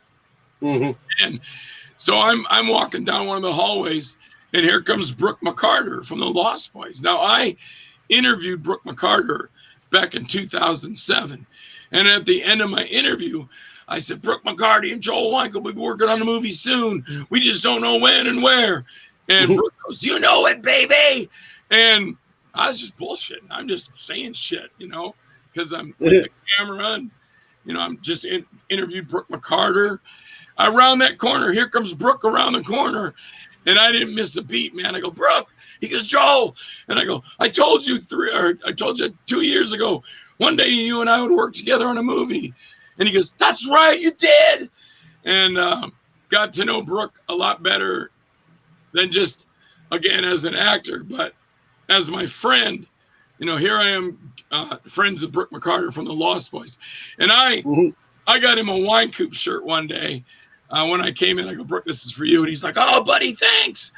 And then like 2 days later, I came in and he knew I liked Spider-Man. And he bought me the Spider-Man shirt. And I go, oh, Brooke, thanks, man. Real cool. So as far as Spider-Man 3, it's Spider-Man at the window and you see his reflection of Venom or him in the black costume looking back. So that was pretty cool. So I got to stop dead, went to bed, got up the next morning, went and started my role on Uh-Oh Show, which is 8 or 12 days of shooting. And what a cool time. My first scene was, they were coming with me to the door, my wardrobe, doing my hair, cutting like stuff hanging off the suit I was wearing, tucking my shirt in. I got like 4 people. And Herschel's, where's my actor? Where's Fred Finagler? And the camera's already running. There's like 30 people for extras outside. And the wardrobe basically just pushed me out the door. And he's like, as soon as I come out the door, he's like, action, or they're already rolling. And I come out the door, they were still just putting me together, but I went straight and not nervous, but this is probably a biggest movie I've been working on in a while. There's all lighting and cameras, and then I just jumped into that role, and it was like, what's going on here? What are all these cameras doing here? And the girl, Shade, comes up to me and said, my boyfriend did this show, and this is all they sent back. And it was this head, and I go, well, at least you got a piece of them. And then somebody else holds up their foot, they put the head up, and these are just lines I'm making up. There were no lines. She goes, I only got this back, and I go, well, he got a head in life, ha ha! And then I did the whole thing, which the only thing that matters here is life, liberty, and my life, or something like that. And I do my whole speech, and we finished at one point. I go, I go, Mr. Lewis. He goes, please, my boy, I'm Herschel. And I go, oh, thanks, Herschel. And I don't know how we talked about Tim a little because he goes, oh, I love Tim Ritter. Because Tim and him did a radio interview years earlier and it didn't go down like that. But anyway, yeah, it was great. That was the highlight of anything I'd done movie making. I mean, that was too awesome to be there working. Now I remember we were all closed in this area, and I remember I was looking for one of the girls. That sounds funny. But I was going through all these offices, and I found the one girl that is the TV reporter. She's laying in a corner, and I go, hey, are you okay? She goes, yeah, I'm just so sick. A virus had went through the whole building because it's enclosed. And I made it out okay. I never got sick. But I would say more than half the people were all sick there because you're confident it's staying inside this building and it's moving around and everybody's getting infected by it. So I was like, oh, I almost spent too much more time here because everybody's getting sick. Everybody like had the flu or something. The biggest thing on the show, and stop me if I said this to you before, was Herschel was coming out a door with one of the camera guys, and they said, Mr. Wynkoop, come here. He would always call me Mr. Wynkoop, even though I go, I'm Joel. Mr. Wynkoop, come here. We're going to play a joke on Andrew. And I go, oh, Herschel, you got to let me in on this. I said, I'm the king of this stuff, improv and everything. He goes, okay, just jump in when you want. Now, did I tell you this story? No, I didn't. All right. So, and I told this at the Melbourne Independent Film Festival, and Andrew Allen goes, there wasn't 300 people there, Joel. There was about 60. And I go, well, it seemed like 300 to me. So there's 60 people in this huge room where the wheel is, where you spin the wheel and it tells you what you're going to get cut off or if you get $1 million. And Herschel's on stage arguing with the cameraman. And he's like, why aren't we filming my movie? And the cameraman's, look, we're trying to get this right, old man, or something like that. And Andrew Allen is like, hey, don't talk to him like that. This is Herschel Gordon Lewis. And then Herschel's going, well, what's going on? Why can't you run a set? And then the cameraman's yelling and Andrew's yelling. So now the game is on. The argument's on. The joke is on. So my point to jump in, I said, this is it. I go, hey, what's going on here? And Andrew turns to me and he goes, stay out of it, Joel. And I go, don't you tell me to stay out of it. What the hell's going on here? This would never happen on a Tim Ritter set. And Andrew Allen, he exploded and grabbed me by the arm. And he goes, you're in so much trouble you don't even know. And he starts marching me through all these people. And all these phones come out. Everybody's got their phones on the two of us. And he's marching me down the aisle. And I said, get your fucking hands off me. And I yanked away from him. And he looked at me square. And we're at the end of the thing now. And he squarely looked at me in the eye. He goes, you don't even know how much trouble you're in. And I go, screw you. I'll do whatever I want. And still we're facing each other. And we're mad. I'm mad. He's mad in real life. I'm mad as an actor.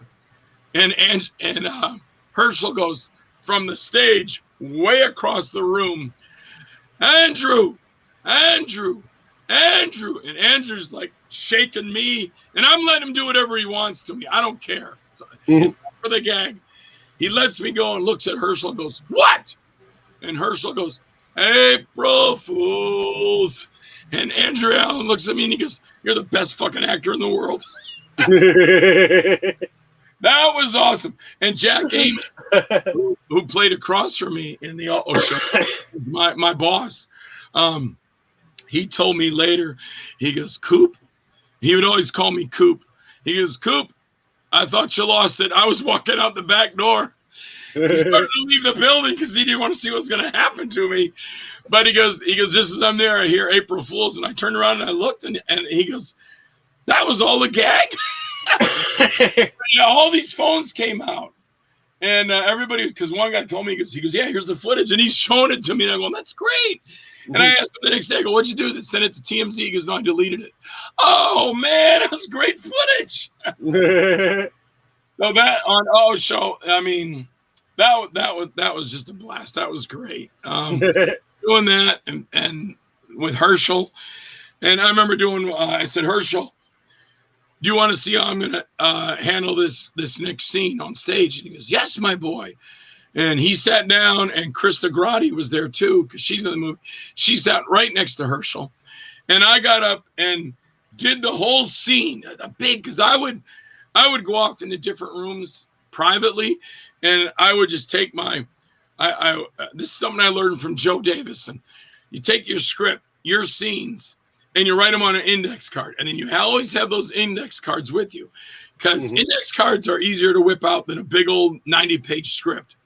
So I'd take my cards out, go into another room, and I would go over those lines over and over and over and over and over and over again. Because like Tim Ritter told me at the end of Screaming for Sanity, he called me on the phone and he goes, learn your lines. He goes, you know how hard this is to edit the movie? You won't say the same line. So I learned from that. So yeah, I'd go over that and over it and over it. So I got up on stage, told Herschel, and I did the whole scene. You know, it's like crying or starting to cry. And I go, I remember my Uncle Herschel, because it's a picture of Herschel on the wall.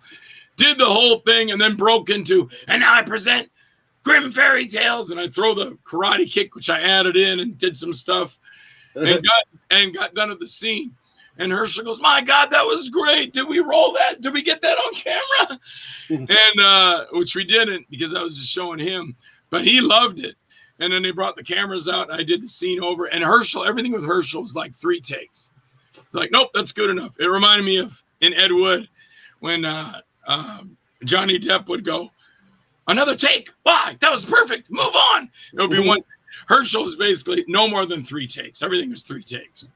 So yeah, great memories with Herschel. And we kept in touch afterwards, because he told me, well, I shot some video of him at when it was Spooky Empire. Actually, when it was called Screamfest, the promoter was calling it Screamfest, but the reason it wasn't Screamfest anymore is because Screamfest in LA sued him because he kept using his name. So he changed it to Spooky Empire. Okay. But anyway, I interviewed him there, but that was probably the last time I saw Herschel. And then I talked to him a bunch of times on the phone, because he would talk to me about me as an actor, but also about the release of the Auto Show, and where it did get released, he wasn't happy with. He said, he goes, I told these guys to go with Anchor Bay, but they didn't. They went with Media Blasters, and Media Blasters dropped the ball. Then they went bankrupt, and the movie did not get out like it should have. And but I got like 50 copies. So if anybody wants a copy of the Auto Show, see me on Facebook. But yeah, the Auto Show was a blast. And you mentioned one other. Brainjacked. Yeah. I was trying to remember this the other night, if Brainjacked was before the Auto Show, or I guess it was after. Because then Andrew wanted me to play one of the TV reporters on the news. And so I went over and shot that on a green screen. But then he had a part in a parking garage where my character actually had a whole scene where I was supposed to run through a television studio with Nolan Canova talking about horror movies. And I run in there chasing somebody, but that ended up not using Nolan. So that scene got cut. So I had the parking garage scene. And I think there's a documentary out that Chris Woods and Sean Donahue just released called Blood, Guts, and Sunshine. And I tell the story of, in fact, I told that Herschel Gordon Lewis story too. That's why I thought I told you. I told it on the doc. But on Brainjacked, I'm trying to get my lines down again. So I'm reading over my cards. And Andrew Allen comes up to me and he leans over and he goes, these kids are going to eat you up, so you better be on your mark. And then he walked away and I go, what? What the hell is that for? I'm trying to get in my zone. Now you just got me worried. These 2 kids are going to eat me up. And then he comes back and he goes, I'm just kidding, but they're going to eat you up. And then he walked away. So I said, man, I better have my lines down. And it turned out I was spot on. I did great in that. I had all my lines down, did them with the kids. The kids were great. They had all their lines down. It's the kid comes to me and he goes, "Aren't you the news reporter reporting on this thing in people's heads?" And I go, "Yeah." And they're like, "Well, can you give us a ride to the police station? We have to get out of here. They're trying to kill us." And I'm like, "Well, yeah, I go right by the police station. Hop in." So he puts the girl in, and he runs around to get on the other side. And when he looks at me through the windshield, I just smile and I'm like, "Ah!" And then you see the controlling device is already in my head. So I race off trying to hit him, and then I race off down through this parking lot and race off. And then they did some scenes with the camera inside the car. And then Andy Lolino and his wife Sandy were there. And Sandy Lolino, she goes, "I'm really worried about this. Is Joel going to wreck our car?" And Joel's a professional stunt driver. Not really, but I did a lot of the stunts in Truth or Dare in the car. But it's not like I got a certificate of a stunt driving guy. And I did all my fight scenes. So, yeah, a mediocre stuntman. So I took off of that car, which I didn't think about then. But these are all those cars that say, "Don't take corners fast because it'll roll over." So I did that corner about 40 coming down the parking garage, ripping around corners. And then, like I didn't stop dead, I had Debbie Rashawn and Kevin and his wife when I did a stunt where I had to race that big like a Winnebago thing out down this road.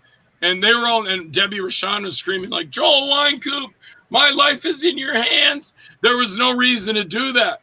Just all it needed to be was me in the thing. I could have got them out in case there was an accident. So those are things you got to think about on a set, because Jason and I just didn't think about it till later.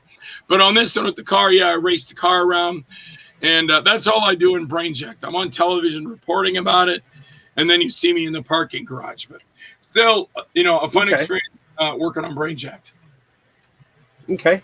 After that, you were involved in a project called Shawanoki.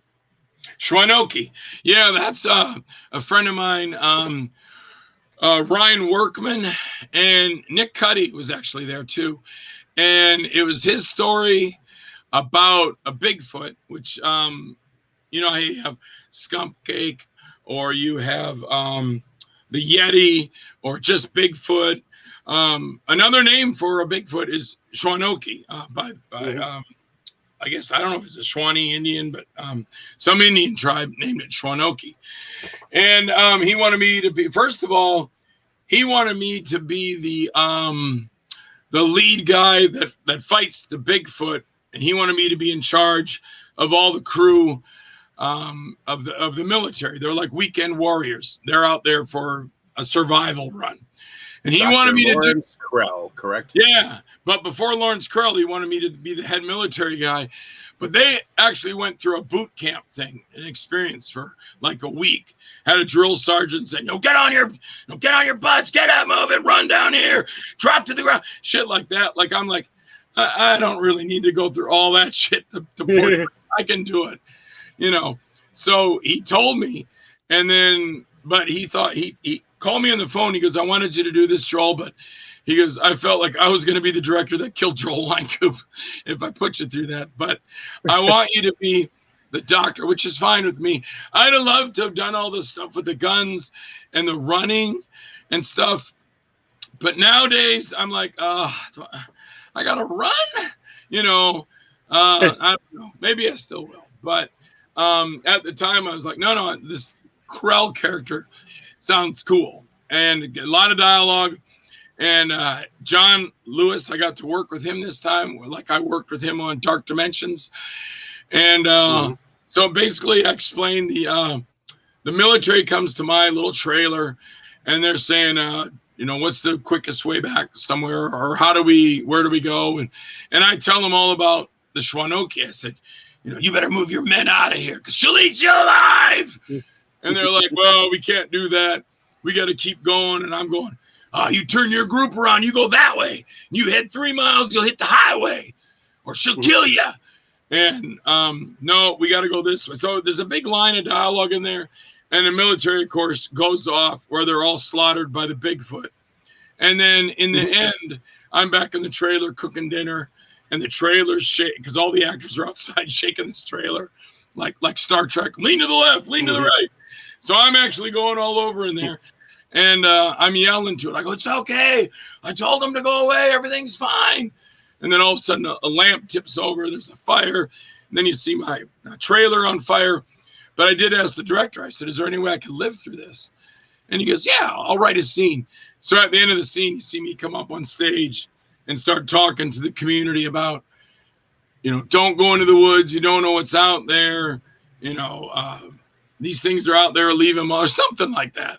And so that was a lot of fun to do too. Sean Okay, and I enjoyed doing that, playing that character. Okay.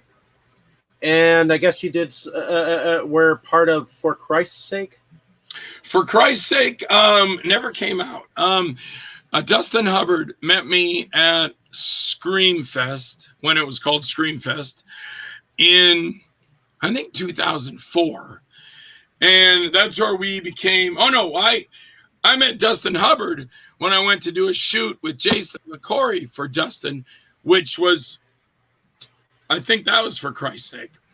And so I went down there, had that shoot, and did my scenes with Jason and with Debbie Rochon. And that's what started me on the kick of getting them damn lines down. Because this is the first time I met Debbie Rochon face to face. I met her before that at a convention, now that I think of it. And we talked, but here I am going to act with her. I forgot everything. I forgot every line I had in the movie when I was doing scenes with Debbie. And it was kind of embarrassing. Debbie goes, well, just read it off my chest. And she put the script up over her chest. And she goes, just read off of there. And it probably was terrible. I read off the script to Debbie the scenes, and I told myself that night, because after they all left, I recorded a little video of myself, and I go, I'm never going to let that happen again. I've got to be on top. I got to have my lines. I don't want somebody holding the script up, but I've done it before. I've done it after that 2 or 3 times. But that, I think it was because Dustin said, he goes, even Joel Wynkoop was nervous about meeting Debbie Rochon. And it was just so cool to be with her acting. And because they went off and did going off to do the rest of the movie. I got paid. I went home. I was done with mine. But but For Christ's Sake, for whatever reason, at one point, I think Dustin said some scenes were missing. And I think he was still going to try and get it out. And then there was a spinoff for Nicole's sake and for Father Carmichael, which I was, sake. And that's Kathy's big thing for short. That was her like real big debut, was For Nicole's Sake. And I did hear that another guy is working on that, putting that together. So that should be in release, but it's a spinoff of For Christ's Sake. But still, meeting, shooting all that stuff with Jason and working for Dustin down in Sarasota, and then the stuff with Debbie, that was great. Good time. Okay. After that, you were involved in a couple of more projects called Doomsday County, Sickened, and Strip Club Slasher. I can't remember which one's first. Are they all the same year? They are all the same year. Man, I was busy, huh? Doomsday County. Yeah. I'll take them. I can't remember how the order they went. Stephen Shea from his film group contacted me, and he goes, Joel, I got a character here I want you to play. You be the mayor of Doomsday County. And I go, okay. And this is funny too. He goes, so you're going to be doing a scene. You're going to show up. You're the mayor. You come over to a hot tub. I got this really super hot chick here from Playboy, and she's going to strip, and you're going to get in the hot tub with her, and you guys are going to be making out heavy. And I got to explain this to my wife. Is that okay? She's like, no, I know it's for a movie, and you don't know her. It's for a movie role. So I go, okay. So I get up there, and this girl is like Playboy material. She looks great. And I walk in, and Steven's like, okay, for the mayor, you're going to take off your shirt. And I'm like uncomfortable. I'm like, I don't want to take my shirt off. It's not like I'm, you know, Mr. Six Pack or anything. Yeah. And he goes, no, whatever you feel. And I go, oh, screw it. I said, you know, that's what he wrote. So I take my shirt off and I do it in a pair of swimming trunks. And I'm walking over there. Before I get there, that's right, he comes up to me. And I know this is what happened. I see Stephen Shea go over to that girl that's naked and say something. She says something. He says something. Then he comes back to me and he goes, okay, Joel, you're just going to get in the hot tub with her, but you don't have to kiss her or make out with her. Don't worry about doing all that. You don't got like, why did you go over to the girl? And she looked at me and goes, I don't want to make out with him. So we do the scene, we get in the scene, and she goes under the water right between my legs, supposed to be taking care of me. And all of a sudden she pops up and the lights go down. I go, what is that? And then all of a sudden they cut to this big monster coming up out of the trees, which looked pretty cool. Mm-hmm. She gets out of the pool naked and standing right in front of me. She's looking up, and I'm pretty sure it's like the monster opens its mouth and goes to eat her. And then I'm screaming, and then I think you see my shadow coming out of the pool and a monster coming after me. And that's the end of the scene for Doomsday County. But funny story there, because I know that's because when I was told you're going to be making out with this chick in the hot tub naked, I went, okay. And then when I get there, then it comes in and goes, you don't even have to worry about don't make out with her. You're almost like, oh, you don't want to make out with this beautiful girl who's simply gorgeous. You don't need to do all that, buddy. But if it was some dude with a six pack and muscles like this, you know, coming in, she'd have been, oh yeah. So, but it was a lot of fun to do it. And she didn't act that way to me. She was very, very, very nice. So good time with Steven. And Sickened? Oh, Sickened was for Phil Herman. He goes, Joel, I want you and Kathy to play the security guards in this. Can you set up a little thing at your house with like monitors? And I think it's Phil's character that's on camera, but I can't remember. He goes, I think it is, because he escapes. So Kathy and I are watching the monitors, and we've got a script between Kathy and I, which I don't remember now, but you know, we're saying stuff back and forth per the script. And then of course we're like looking at looking at these monitors that have nothing on them yet. We're going, well, he's right there. Look at him. And she's like, you know, well, we got to keep an eye on him because if he ever gets out.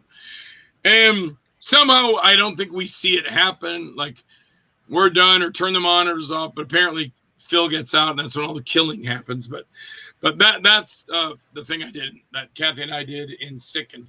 Oh, and then I can't remember if it was, I think Sickened, I also played the television reporter, because I remember Phil said it looked different, and I put on a suit and tie, and we shot that on a green screen where I'm talking about, I think how the killer, you know, escaped, or the killer that killed so many people escaped the institution and is now, you know, and then back to our regular news. So that was Sickened for Phil.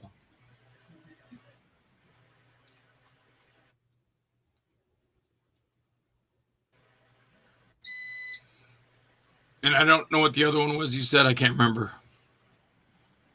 Oh, Strip Club Slasher. Oh, yeah. Strip Club Slasher. Where you play Detective Doug Dooley. Yep. See, that's what reminds me. That's why there was no Facebook. What year was that? 2010. Yeah. Well, I didn't have Facebook. No, it might have not been. Maybe it didn't go up till then. But I know when I did Strip Club Slasher, there was no Facebook because I got that job on MySpace. You know, because everybody's like, oh, MySpace, you know, woo. I guess I was one of them. And so I'm on MySpace one night, and Jason Stevenson made a post that he's making a movie. And I MySpaced him. And I go, hey, Jason, my name's Joel Wynkoop. Heard you're doing this movie. I just want to introduce myself. Or I might have been, it wasn't even doing the movie. I just introduced myself to him. And he said, he goes, wow, this is cool to hear from you. He goes, I used to watch your movies in high school, which in one way people would say, oh, that makes you feel old. But to me, no, it makes me feel pretty good that I know, there's younger people, they're watching my movies when they were in high school. I think that's pretty cool. They're watching Truth or Dare. So I told my man, if you'd want me in one of your movies and we can come to a price arrangement, I'd love to be in one of your movies. And boom, before I know it, and we made a plan for what he was going to pay me. Then he bought my plane ticket. He put me up in a hotel. I think a couple days I stayed with my brother because my brother lives in just outside of St. Paul in Minnesota. And I stayed there a couple nights. The rest of the nights I was in the hotel or an apartment or hotel. Damn it, hotel. And then and then I was shooting Strip Club Slasher, which I played the cop. Just like it said, people say, what's Strip Club Slasher about? It's about a slasher in a strip club. And, so I got the drive. They had a I don't remember the brand now, but it's like a police car that with the big engines in them, and I can't remember the name of it now, but I got to drive that, which is pretty cool. Also pretty stupid of me because I took it to the end of the street just to see what kind of power it had, and I think I punched that thing up to 80 when I flew by, and that was stupid because what if somebody ran out? What if I lost control steering? That was a stupid thing to do. I never should have done that. But I wasn't thinking. It was stupid. And the guy, the owner, didn't say nothing, but they were probably like, what an asshole, but didn't want to say anything to me. But I should not have done that. Anyway, so my scenes were all inside the strip club, looking for the killer and fighting the killer at the end of the movie. There's some scenes where I'm in the car, that same car, making phone calls to the girls saying, what happened? I'm trying to investigate this. And then just walking around the strip club with, I think I was wearing my brown jacket, my 70s jacket, and I had the badge hanging off of it. Oh, and then we shot at it was right across from the Minnesota State Fair because it was going on as we were shooting the scenes, which I thought was cool because we'd step out the building and there were the big fireworks right across the street. So we shot there, and the guy I was shooting with, it was so funny. I never met him before, but he was going to play my deputy, and we got to talk, and I go, where do you live? And he goes, I live in Albert Lea. And I go, get out of here. I go, my mom was born in Albert Lea. And he goes, no, I live in Albert Lea. I go, oh, son of a bitch. I go, that's really neat. My mom lived there. My mom's mom lived there. And he goes, yeah, I get my hair cut down at, and I get them confused. My Uncle Woods and my other uncles, one of them had a barber shop. So I'm just going to say Woods. He goes, yeah, I get my hair cut down at Woods every week. I go, that's my uncle. And he goes, no, I go, man, next time you go in there, tell me you worked on a movie with me. And he goes, and that guy was so cool, really super nice guy. And but yeah, we did that there. And of course it's in a strip club. And we got done right before the bikers came. Because as I was walking out the door, there was like all these is a motorcycle gang, about 20 to 25 bikers started rolling in. I go, damn, it's a good time to get the hell out of here. I mean, it was set up. We were supposed to be done when the bar opened, but it was a biker hangout. And but for the few bikers I talked to, they were awesome. I mean, they all look like they'd kill you in a second. But I talked to one of them. I go, how you guys doing? They go, are you the cops? And I forgot I had the badge on. I go, no, I'm not the cops. I said, I'm just an actor. We're just shooting scenes for a movie here. We're shooting a movie? The whole attitude was changed. It went from like they're gonna kill you to shooting a movie. So yeah, we got, and it was really hard for me too because Jason's all done, and I honestly think he forgot. And I said, Jason, did you want to pay me that $2,000 now? Oh God, I forgot all about that. And he had to pull his checkbook out. He wrote it out and everything and paid me. But I was like, I didn't want to say anything. But I didn't want to get forgotten and not get my money. And I had to ask him. He goes, oh, I'm so sorry, man. And I understand that. when you're doing a movie, your head's up. You're doing everything trying to get things straight. So that was a lot of fun, and then I fought the killer at the end. I forget his last name, but he's a writer, Joe, and he's in there because he's credited as the killer. Mhm. But he's got this mask on, and he's fighting the girl, and I shoot him, and then me and him fight, and he throws me against the wall, and I was trying to work the stunt out, so I threw myself against the wall to make sure I could take it, and I almost knocked myself out because I was like 4 feet in front of the wall, and I go, let me see, and I just wail myself backwards, and when I hit that wall, I smashed my head into the wall, and I was doing this when I came away. Jason's going, what are you doing, man? You didn't have to do that. Joe's gonna do that. So because when Joe grabbed me, he just runs me against the wall, and I did get to use that stuff from Silent Rage since it didn't get used in Truth or Dare. Knife break him, and then punch him to the face, and back fist him, and then kick him back on a pool table. But I think, and then the girl runs to me, and I hug her, and then I don't know. I think he kills me in that. I can't remember. I think I get killed at the end of the movie.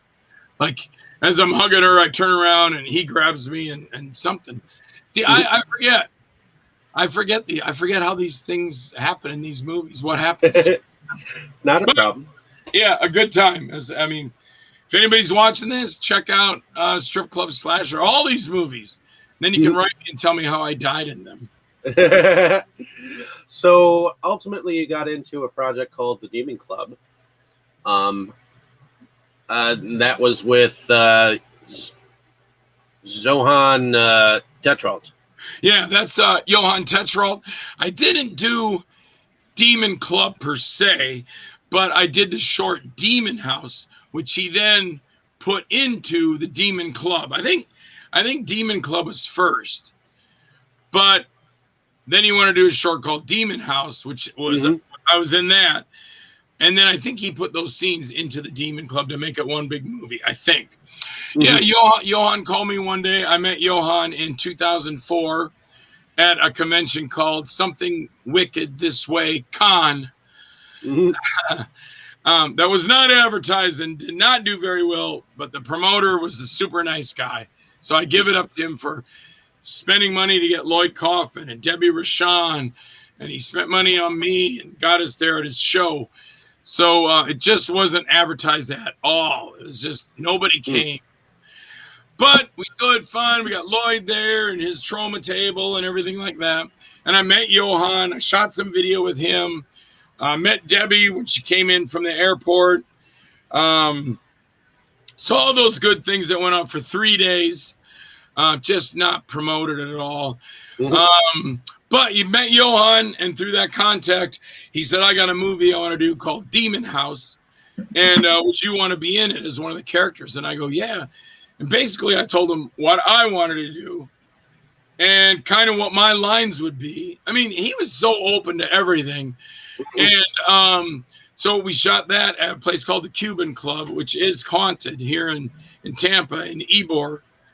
And a lot of people have shot there because I tell the tale. It's not like I'm the only one that shot there. A lot of movie makers have shot there. And my experience on Survivors of Remick, we went in there with all our battery packs charged, the camera, the lights, everything, setting them down on the counter, and all the batteries just dropped to nothing. The batteries were sucked dry as soon as we got there. So I had to plug in for every shot, which is very hard because I got this little cord.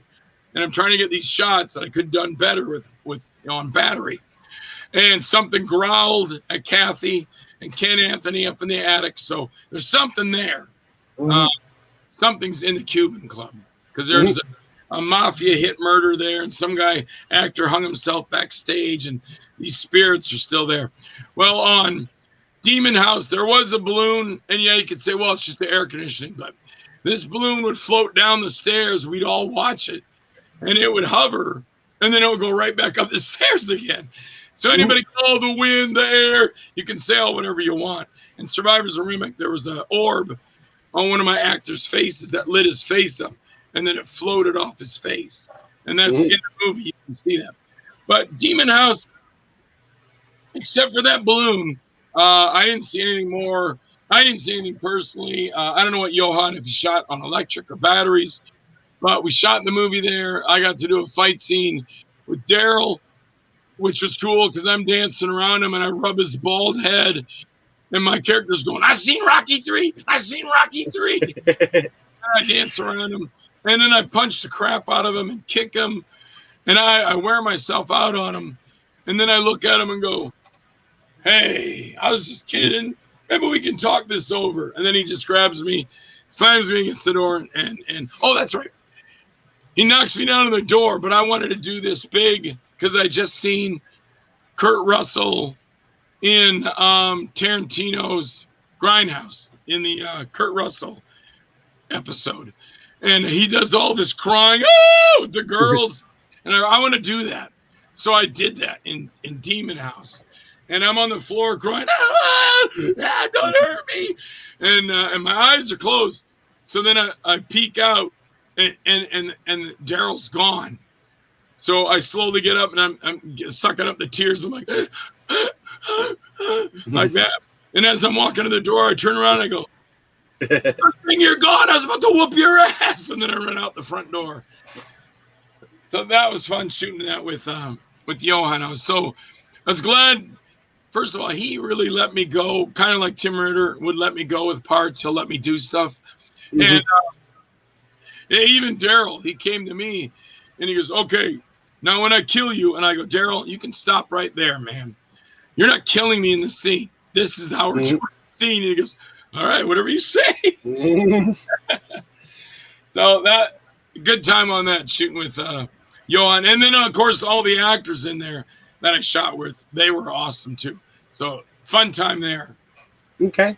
And then you got into a production called Unexpected, where you played Joe Griffin, correct? That was for a guy named Kyle Brown. Now we're, I think we're in the age of Facebook, I think. Because it was like MySpace for a while, and then all of a sudden Facebook popped in, and MySpace, it's like MySpace is here, and then here comes Facebook. Well, yeah, MySpace used to be Get out of the way. Get out of the way. Yeah. And MySpace is gone, and now we're Facebook. So this guy, Kyle Brown, he writes me, and he goes, "Joel, I've been watching you, and I see all your movies. Would you be interested in doing one of my movies?" And I go, "Well, what's it about?" And he goes, "Well, it's about this father that his son comes back to town, and you're the dad. You work at a hardware store, and you're trying to help him straighten out his life." And I'm going, "Do I kill anybody?" And he's like, No. Am I like a psycho? No. Mm-hmm. And we did a whole running gag. It's on YouTube. If you just look under Joel D. Wynkoop's or Kyle Brown's Unexpected, it's very funny. Because we do a whole YouTube video where I go, "Hey, it's Joel Wynkoop. I'm going to be in Kyle Brown's Unexpected. You can see some really good, hard-hitting killing. I'm going to strangle girls." And he would go, Joel, stop. You're not strangling anybody." And I go, oh. "Well, then I'll be doing my best Captain Kirk impression. I will be there, and you will die." "No, Joel, we're not doing that." "What? We're not? No. Oh, superheroes. I will be a superhero." "No, Joel, no superhero." "Love scene. I'll have some blonde baby. Yeah."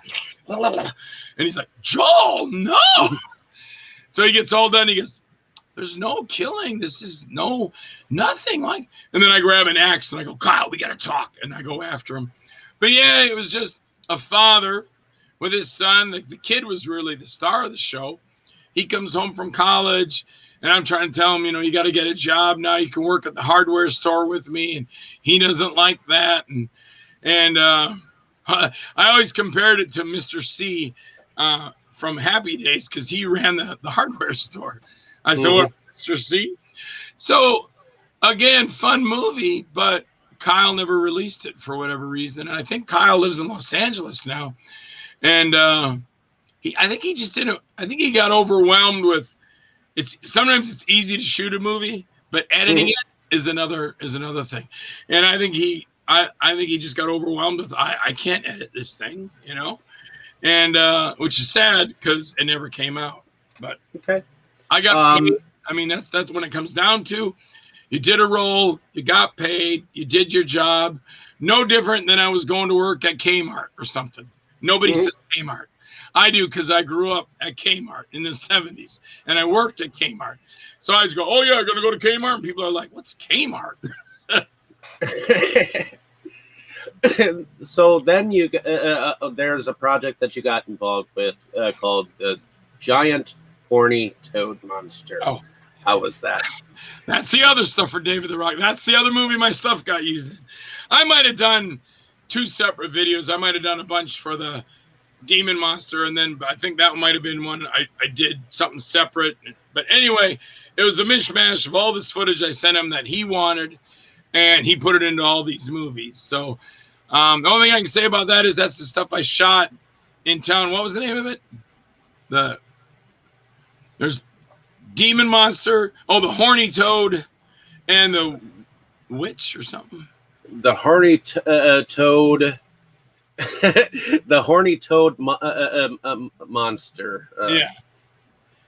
Because the giant Horny Toad Monster. Yeah, which was a little toy dinosaur, and he would put it on a rock, and I would have to go like, I see the giant Horny Toad, and then he would cut that in. So it's just for laughs, and it's just funny, and it's clean, fun entertainment. It's not like, oh, here's a naked girl spreading her legs, or here's her big boobs. It's just fun stuff that anybody could watch. That's the kind of things David makes, and that's why I got to give it up to him. But mostly, like I told you earlier, he was a Marine, man, so he deserves our respect. He served our country. And I think we'll end this interview on all right. Girls Gone Dead. Oh, yeah. How was that role for you? Girls Gone Dead, same thing. Mike Hoffman contacted me. He goes, Joel, I got a character for you. I want you to play kind of a TV evangelist. And I was trying to wrap my head around it because I didn't want to do that and then have it connected with the things that we're saying in the script. And I remember I actually called Tim Ritter and I go, well, what should I do here, man? Because I'm playing a straight TV evangelist, and then they're going to make it dirty and intercut it. He goes, man, you got to think over that now. He goes, you're just doing a part in a movie. What they do with it, that's part of the script. You're an actor doing a role. So don't get too caught up in that. So, but it's something that would probably happen that way. So I went down to, and it's cool too, because I worked at the studio is, what's his name? Who does Wanted Dead or Alive? Who does it? That would be, oh God. Wanted Dead or Alive. Oh God. I know it. It's like shot through the heart and you're too late. You give love a bad name. Oh God, I'm bad at remembering music. All of a sudden, I can't think of that guy. But his brother runs the studio he does a lot of his recordings at in Port St. Lucie. And I actually met him. It was cool. And I remember we were shooting there, and I guess I was halfway saying it. Bon Jovi. Like, yeah, Bon Jovi Studios. And halfway whatever, but I just kind of leaned in and I go, I think I was like, could I sing for you while I'm here? Oh God, no, sing. I go, no, I'm just kidding. But on the other hand, if I could have, that would have been cool. Because then he was yelling at Mike when we were shooting. He would say, he goes, I'm charging you overtime for this. You're just taking way too long. And it's funny because Mike would just ignore him and go, okay, action, Joel. And I'd be like, a guy's screaming at you. So I did it. I did all the lines for Girls Gone Dead when I'm going, there's a man out there, something Productions, and he's evil in the world. And they would cut in and say all the Girls Gone Dead, here's some tits you won't believe. And then they cut back to me. So stay away from this appalling, sexy, blah, blah, blah. And then they'd cut back and look at this girl's ass. Look at how good it looks. then it would go back to me, and then in the credits scene, I think as the credits roll, I can't remember if it's bloopers or just more of my lines with me yelling. But yeah, I just went over there for a couple. I think one time I went over there 1 week, and then I went over in a couple weeks more. But all my scenes were shot on a green screen at Bon Jovi Studios in Port St. Lucie. It was cool because I got to see all the gold records on the wall, John Bon Jovi's records, and this guy was his brother, I believe. But John Bon Jovi records, the Miko Star Wars gold record was there, which I thought was really cool because I like that Miko Star Wars thing, and a bunch of others that I can't remember, but of all these big recording stars. And I said, hey, this is pretty cool, you know, to forget the movie. Being in the studio is pretty damn cool. Oh, yeah, definitely. Well, I'm sorry to cut the interview short. I do have to work in about half an hour. So, but thank you for coming on. And hopefully the ladies and gentlemen that are out there have enjoyed our chat here. And I'd like you to come back on the show some time.